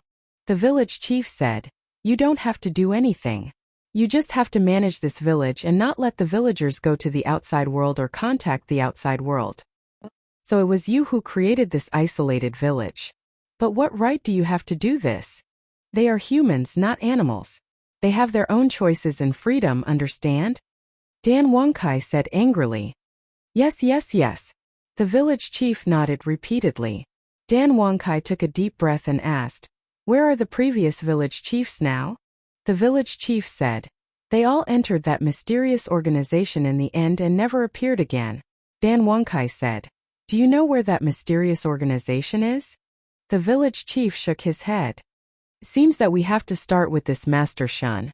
Dan Wangkai said in a low voice, we heard from Wang Xiaojie and his mother that every 2 years Master Shun would come to the village to recruit disciples, right? Yes. The village chief nodded. Dan Wangkai said, then are the children in the village really there to cultivate? Or is there some other purpose? I don't know. The village chief shook his head. Dan Wangkai asked, when will Master Shen come next time? The village chief thought and said, for months. 4 months. Dan Wangkai murmured and turned to look at Qin Feiyang. Qin Feiyang had been thinking, and his brows were tightly knitted together. Seeing this, Dan Wangkai didn't disturb him and waited quietly. Time passed little by little. Suddenly,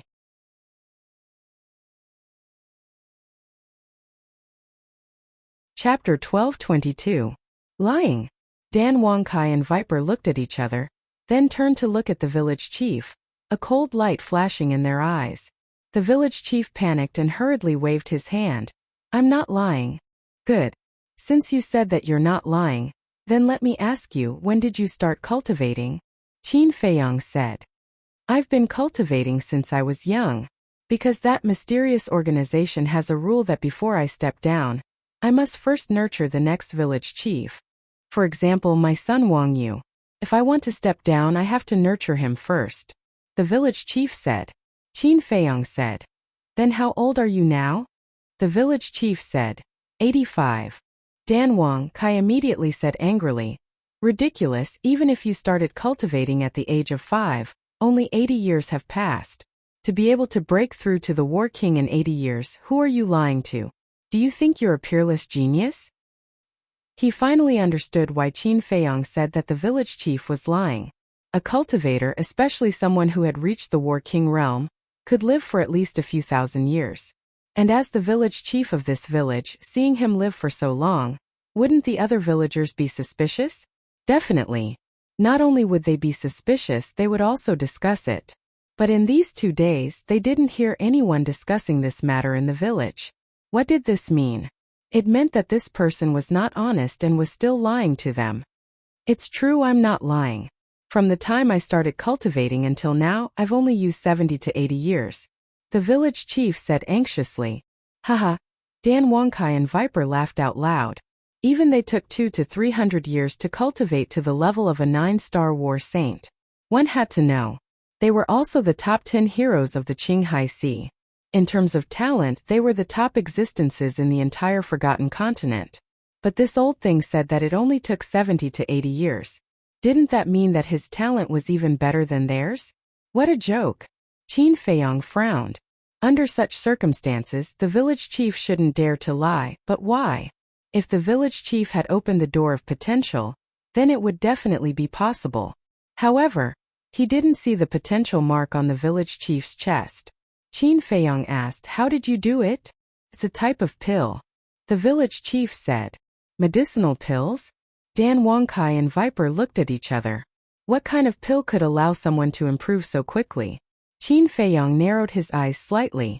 Hearing the word medicinal pill, he thought of a type of medicinal pill, the blood fiend pill.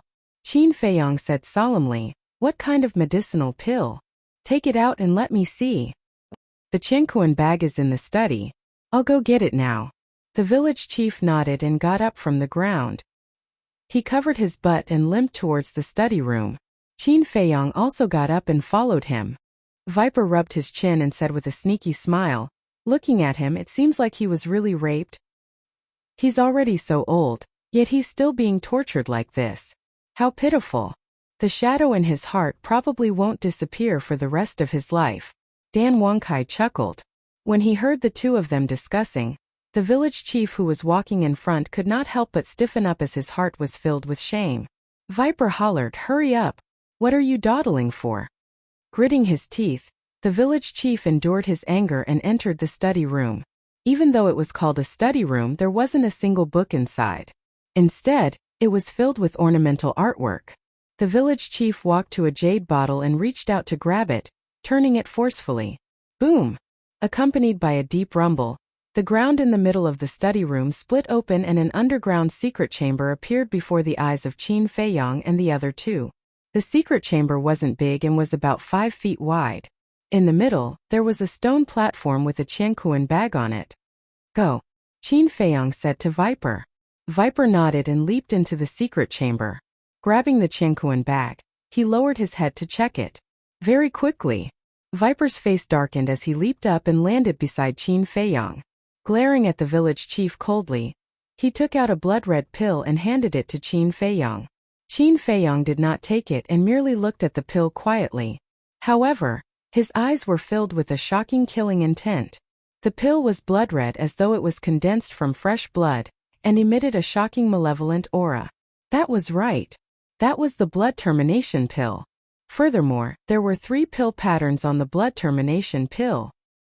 He's worse than a beast. Dan Wangkai was enraged as well. He turned to the village chief and hollered, "Do you know what that pill is?" The village chief shook his head. Dan Wangkai hollered, "That's a blood termination pill. It's refined from human flesh. Do you know that?" As one of the 10 greats of Azure Sea, be it Viper or Dan Wangkai, their hands were stained with blood. However, they had never thought of refining a blood termination pill. That was because the word evil was no longer needed to describe the refinement of a blood termination pill. It was completely heartless and inhumane. Human flesh. The village chief's body shuddered as he stared at the blood termination pill and vomited. In the past, he only knew that this pill was magical, but he had never thought that it was refined from human flesh. Taking a blood termination pill is equivalent to eating a living person. In the past 70 or 80 years, how many people have you eaten? Dan Wangkai said in disgust. For this kind of person, even if he was cut into 1,000 pieces and crushed into ashes, it would still be difficult to resolve the hatred in his heart. The village chief's mind trembled as he vomited even more violently. Viper said, "Your son broke through to 1-star battle saint so quickly. He must have also taken a blood termination pill." The village chief nodded. Viper snorted coldly, "You and your father both deserve to die. Don't kill me. I really didn't know that this pill was refined from human flesh. I regret it now." The village chief knelt on the ground and cried bitterly as he looked at the 3 people. Qin Feiyang looked at him indifferently and asked, "You really don't know who I am?" "I don't know. Although our cultivation is not bad, that mysterious organization did not allow us to leave the village. Usually Master Shen only taught us cultivation and gave us pills. He never mentioned the situation outside to us." The village chief shook his head. Dan Wangkai said in disdain, "If they don't allow you to leave, you won't leave. You really are 2 obedient dogs." The village chief's heart was incomparably bitter. "Kill them." Qin Feiyang waved his hand and turned to walk out of the study. "Don't. I beg you, spare my old life. I will be your slave and serve you tea." The village chief's eyes trembled. He quickly begged and kowtowed. "Bang bang. We don't need a scum like you." Viper smiled coldly. A wisp of poisonous gas drilled into the village chief's forehead. The village chief immediately hugged his head and howled miserably on the ground. Not long after, the village chief's flesh and blood all rotted away. Finally, only a white skeleton was left. Then Dan Wangkai and Master Shen walked out of the study. They saw Qin Feiyang sitting beside the tea table in the hall. Hence they walked over.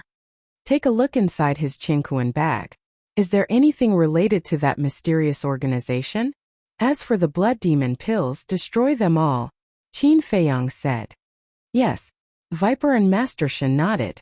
A moment later, Viper raised his head and looked at Qin Feiyang. He shook his head and said, "No, other than the blood demon pills, there are only some herbs and gold coins." Qin Feiyang said, "It seems that we can only wait for Master Shen to come before we can find out the answer." Dan Wangkai frowned and said, "But we still have to wait for 4 months before he comes. Are we going to waste so much time here? This mysterious organization refines so many blood demon pills. It must be extraordinary. I have to investigate it clearly. And I can afford to wait for 4 months. Moreover, I can wait while cultivating. 4 months should be enough for me to break through to 1-star War Emperor." Qin Feiyang's eyes flashed. He was only 1 step away from becoming a War Emperor. At that time he would activate the kill formula. If the false god didn't appear, who would be able to fight against him? "Then do you have any suspects?" Dan Wangkai asked. "Yes. Just now, I was thinking that this mysterious organization should be the remnants of the Heavenly Sun Empire. But when I saw the blood demon pills, I felt that it wasn't the case," Qin Feiyang said. "What do you mean?" Dan Wangkai and Master Shun were suspicious. Mu Tianyang has all the pill formulas in the pill scripture. If these people are really the remnants of the Heavenly Sun Empire, then the village chief and his son should be able to unlock the door of potential, Qin Feiyang said. Viper asked, "Could it be that they don't fully trust the village chief and his son?" "That's possible. But there's another very important factor. This factor is Lu Xingqian. If the mysterious organization is really the remnants of the Heavenly Sun Empire, then Lu Xingqian would definitely think of ways to hide it from me. Why would he let me come to the reincarnation ocean? Although there are many paths to the reincarnation ocean and they might not pass through this village, what if I bump into him? Wouldn't that be disadvantageous to him? Based on my understanding of Lu Xingqian, he would never do something that would harm himself," Qin Feiyang said. "That makes sense. But apart from the Heavenly Sun Empire, who else could nurture such a powerful and mysterious force? And after thousands of years no one has discovered it." Viper and Dan Wangkai frowned. Suddenly, their gazes trembled as they raised their heads to look at Qin Feiyang. They said in shock, "Could it be your father?" Qin Feiyang's eyes glowed. Apart from the fallen Heavenly Sun Empire, it seemed that only the current emperor had this ability. "If it's really him, I will kill him with my own hands." He clenched his fists and said word by word. Dan Wangkai and Master Shun looked at each other and couldn't help but sigh in their hearts. The truth of this matter was probably not far from what they had guessed. "Phew."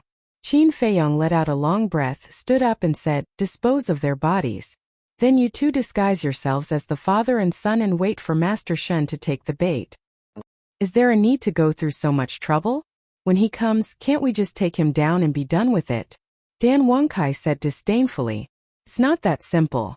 Since he belongs to the mysterious organization, Master Shun's mouth must be very tight. Therefore, we can't confront him directly. Moreover, dealing with Master Shun is only secondary to my arrangement. The main reason is to appease the villagers of this village. Think about it. If they know that the village chief and his son were killed by us, what will they do? It will definitely cause a commotion and they will ask us why. How will we explain it at that time? We can't tell them the truth. If we do, Wang Jin will be too ashamed to live.